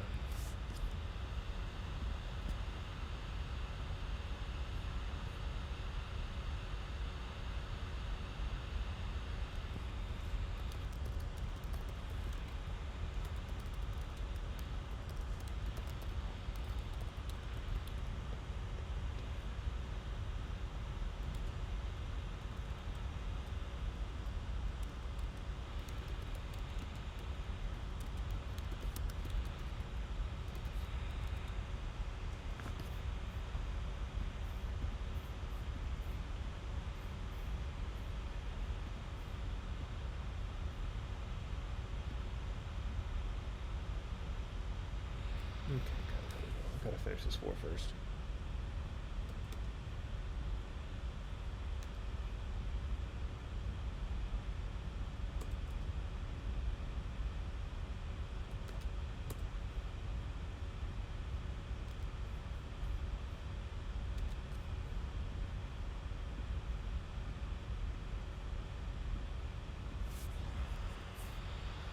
Okay, peace Scotland out.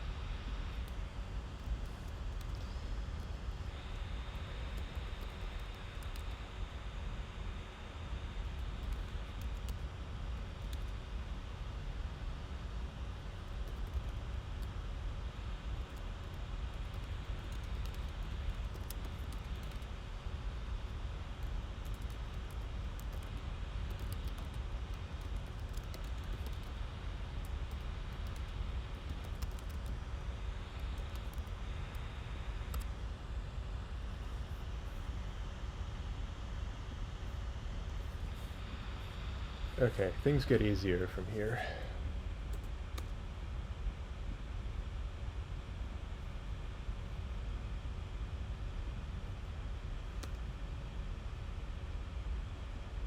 Who else is Scott been friends with?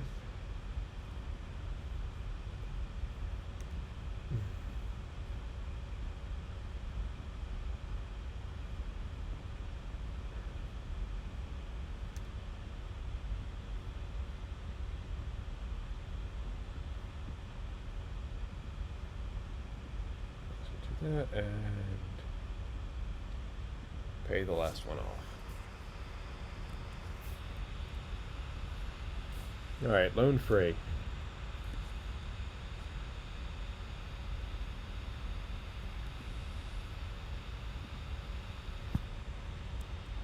And I'm almost caught up in tech. That's good. Also take advisor costs again.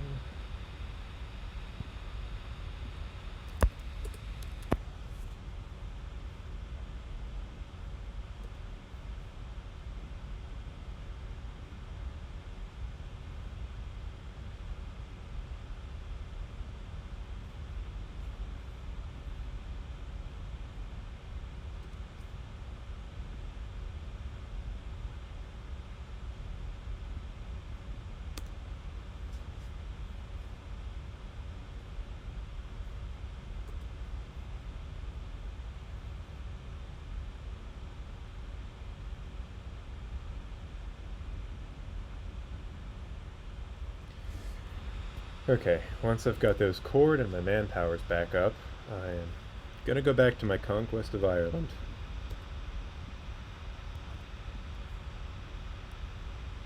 Okay, good. The Allied Kildare, so this got easier.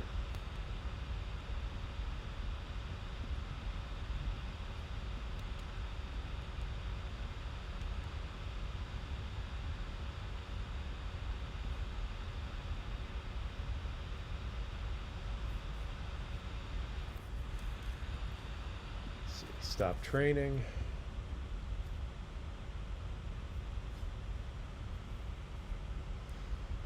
Again, who am I allied? No, Burgundy, but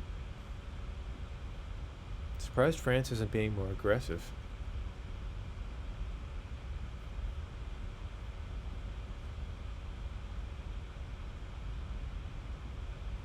Lower my inflation.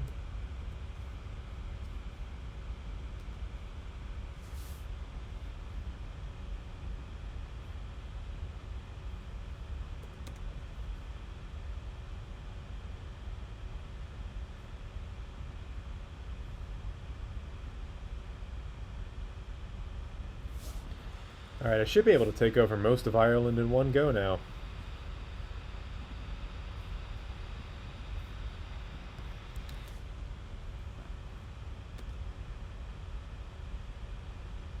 I'll take the corruption. I need whatever. I need to hang on to my stability. I've had too many issues with that.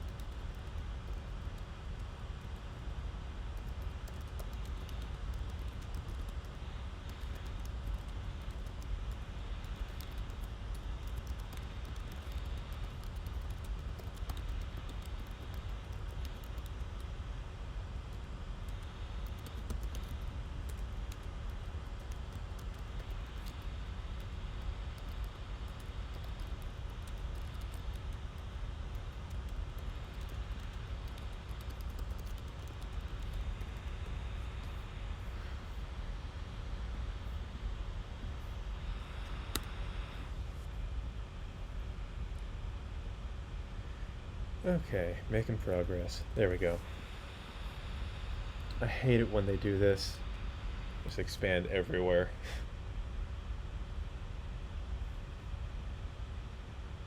Still, shouldn't be too easy to pick them off. Shouldn't be too hard to pick them off.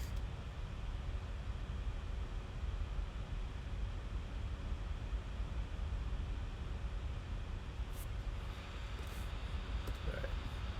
There we go. No, you're not de-sieging Lothian that easily.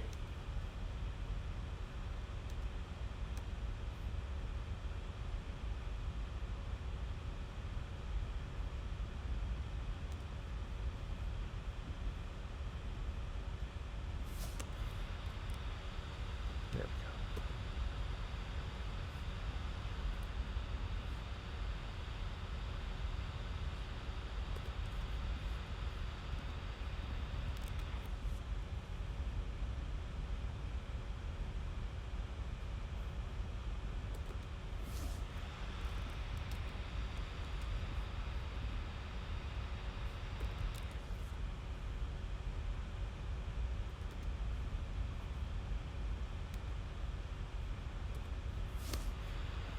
Almost there.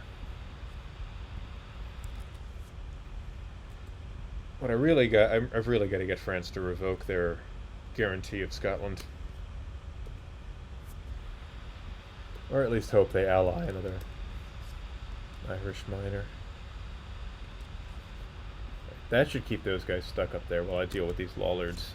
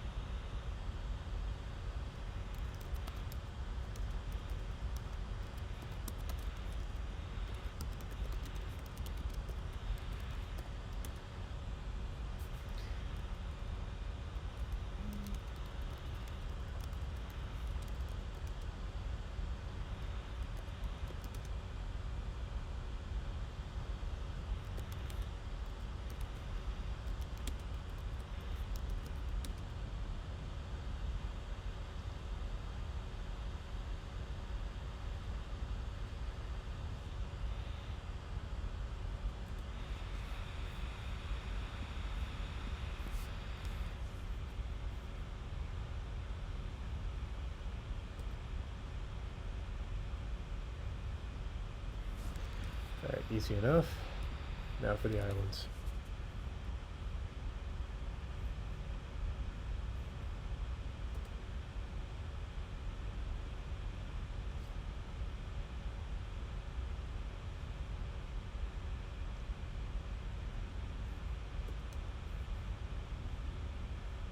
And your Irish province, please.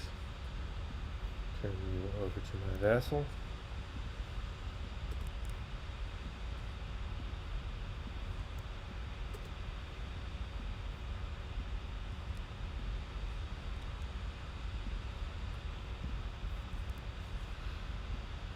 Piece you out first.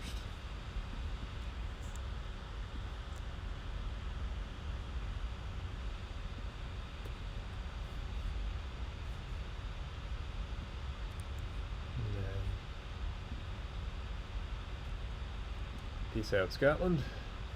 Take that. That.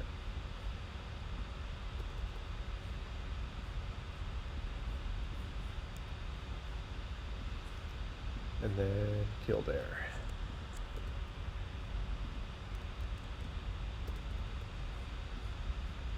Perfect. Oh, that's not going to go well.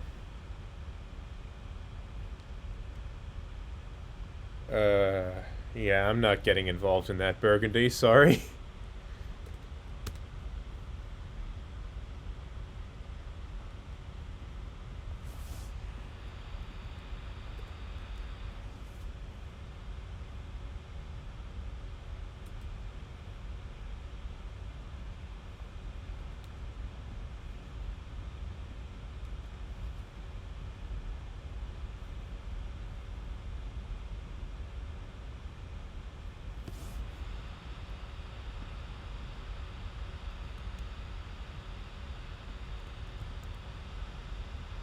Say again, Art and Jesus is not my friend tonight.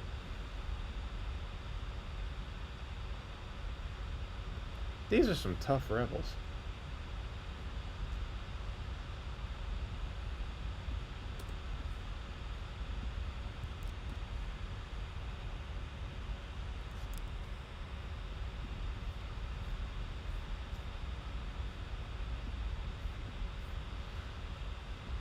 Okay, should be able to start upgrading you now. Get some more money. She can. England's greatest advantage. It's always been money.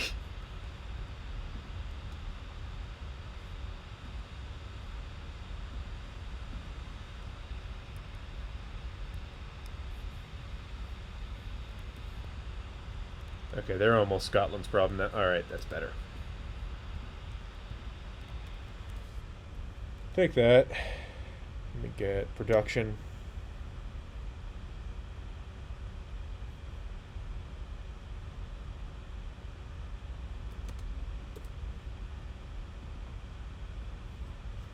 And I can get you down there, and you here. And let's just restore manpower, because I need to.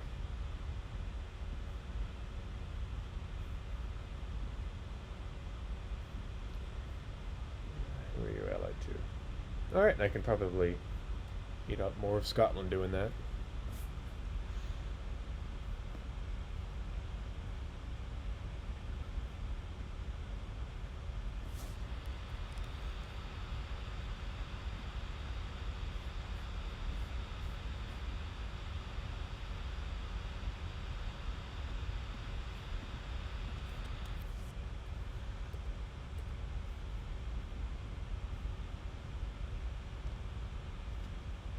Let's see what's going on in the rest of Europe.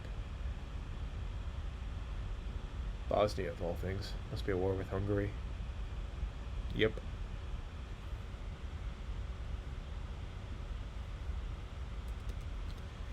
This is a really, really passive Muscovy. I'm not. They usually are a lot more aggressive than this. I don't think we'll see Russia this game, especially with how strong Denmark is already.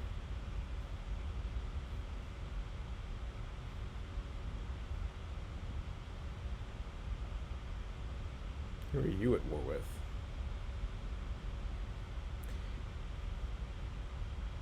Burgundy must have. Oh, yeah, there it is. Burgundy absorbed part of Savoy.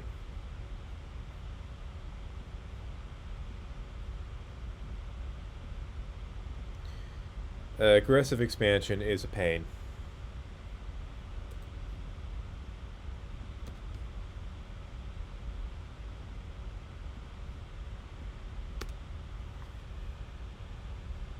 That said, as long as I keep my expansion to the English Isles, there's not many powers that are going to get annoyed with me.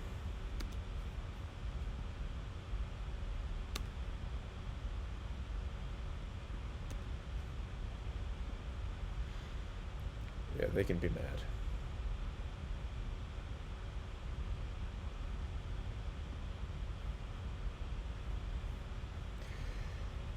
Looks like all I'm going to be doing for the rest of this stream is waiting for my manpower to recover.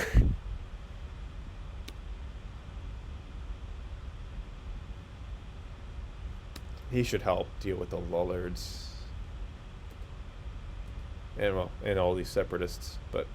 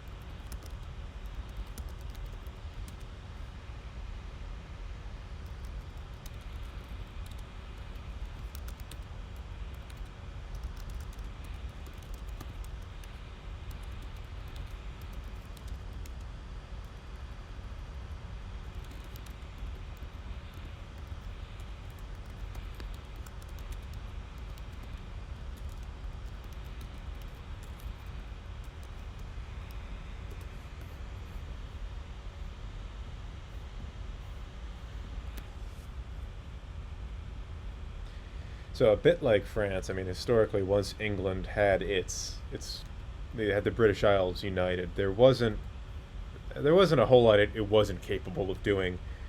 Um, Western Europe at that point, it was a three-way conflict between France, England, and Spain for dominance of the New World. England or Germany wasn't a thing yet. Austria was too focused on the continent to be a real threat to England or Spain. It was a threat to France, but and Russia was much more focused on the east for a lot of its history, mainly because of Poland, Lithuania. That's an early Prussia. Might get to see a Brandenburg Prussia form. Anyway, yeah, for a lot of Russia's early history, it was much more focused on expanding into Siberia than it was focused on Western Europe. It only really focuses on Western Europe once you get Peter the Great in the 18th century, he was a czar, literally the emperor of all of Russia, but he worked as a shipbuilder in a dockyard for a while, and he was actually behind Russia's first navy, because Russia didn't have much of one to speak of up until he showed up.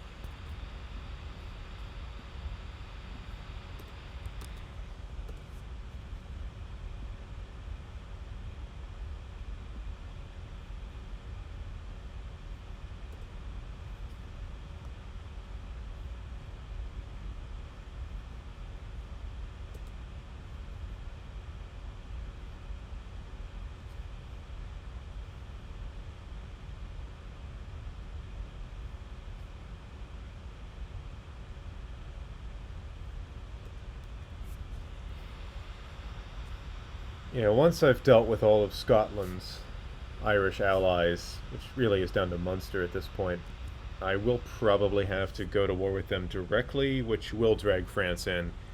And then I will probably sacrifice Gascony, probably a bit of Normandy too, just to finish taking over Scotland.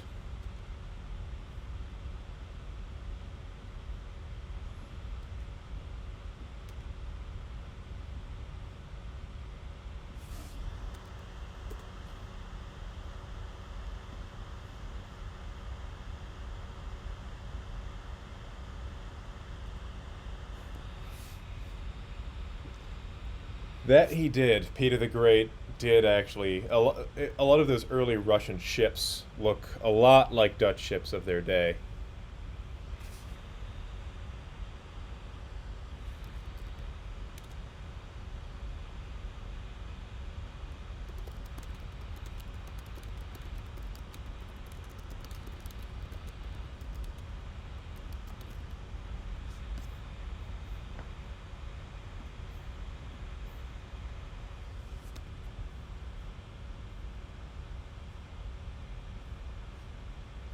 Actually, Peter the Great was largely the reason for the downfall of Poland Lithuania. I mean, it was kind of on its way out at that point. It was dealing with both Prussia and Austria, but it still only had to fight on one front until the Muscovites got involved. And then Poland's geography is really what did the Commonwealth in. If you look at it, it is just a flat plain on which all of Poland's cities lie. And unlike Russia, they can't just fall endlessly back into the east. They have to stand and fight, but they have no defensible territory to fight from.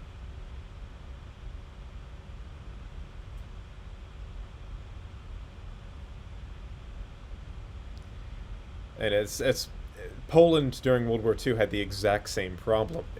Its position was completely untenable, jammed between Germany and the Soviet Union, especially with Germany controlling East Prussia. That gave them the Polish were always going to have to fight on two fronts against Germany.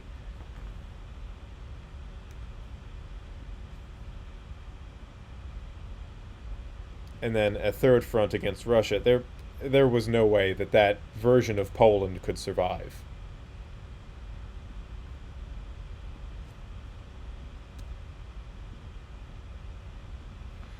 Especially considering its only sea access was the little Danzig corridor here. Yeah, that was a failure of the Western Allies setting up borders after the war.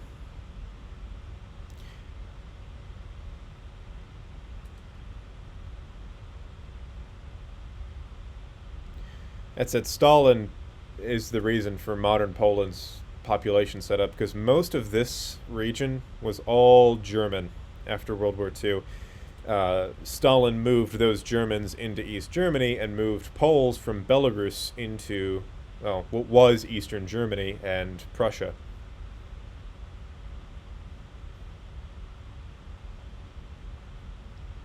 Stalin had a thing for forcibly moving people. Just look up the history of the Jewish Autonomous Oblast, which is one of the weirdest territorial anomalies in Russia. Stalin started moving Jews out to Siberia, and he created the Jewish Autonomous Oblast, actually relatively close to the Chinese border. Most of the Jews who were forcibly moved there during the Stalinist regime later went to Israel, but and today, for a little while, Jews were the majority in the Jewish Autonomous Oblast, but they aren't anymore, and haven't been for quite a while, but it's still called the Jewish Autonomous Oblast.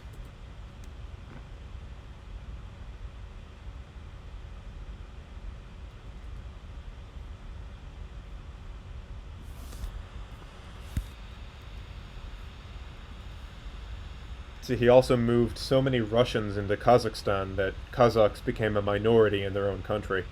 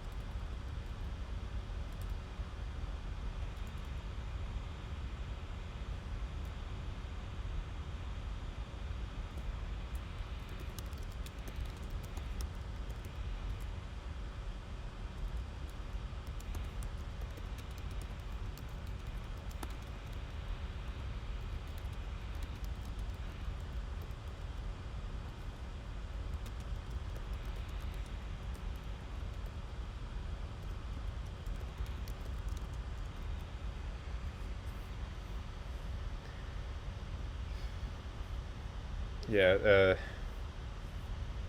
Soviet Union really messed with a lot of Eastern Europe's demographics.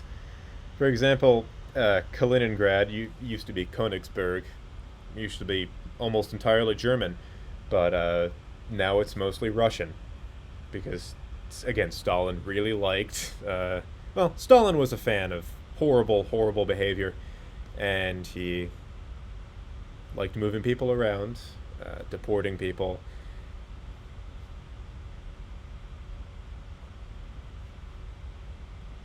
This is a very aggressive Poland. They usually aren't this big, and they're Muscovigos, but they might be a bit too late.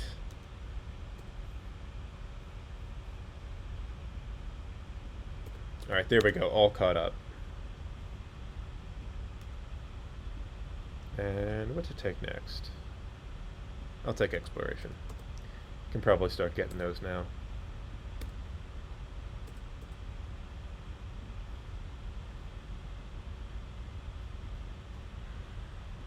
split you.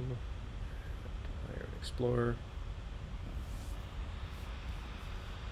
Alright. Time for England to start exploring the New World. And on that note, I think I'm going to wrap this stream up. I hope you've all enjoyed the first episode in the Renegade Historian Comfy Gaming History stream. So, have a good night, everybody.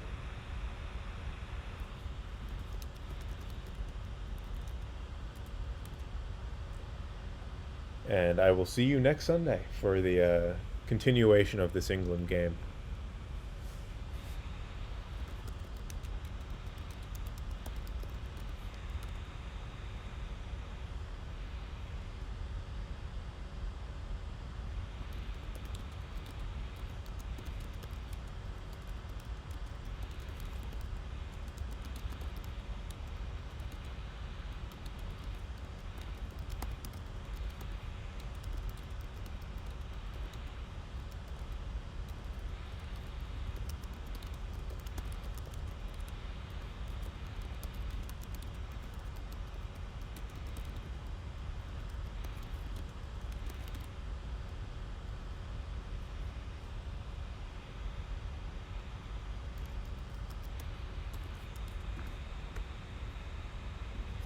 Alright, everybody. This is Renegade Historian signing off.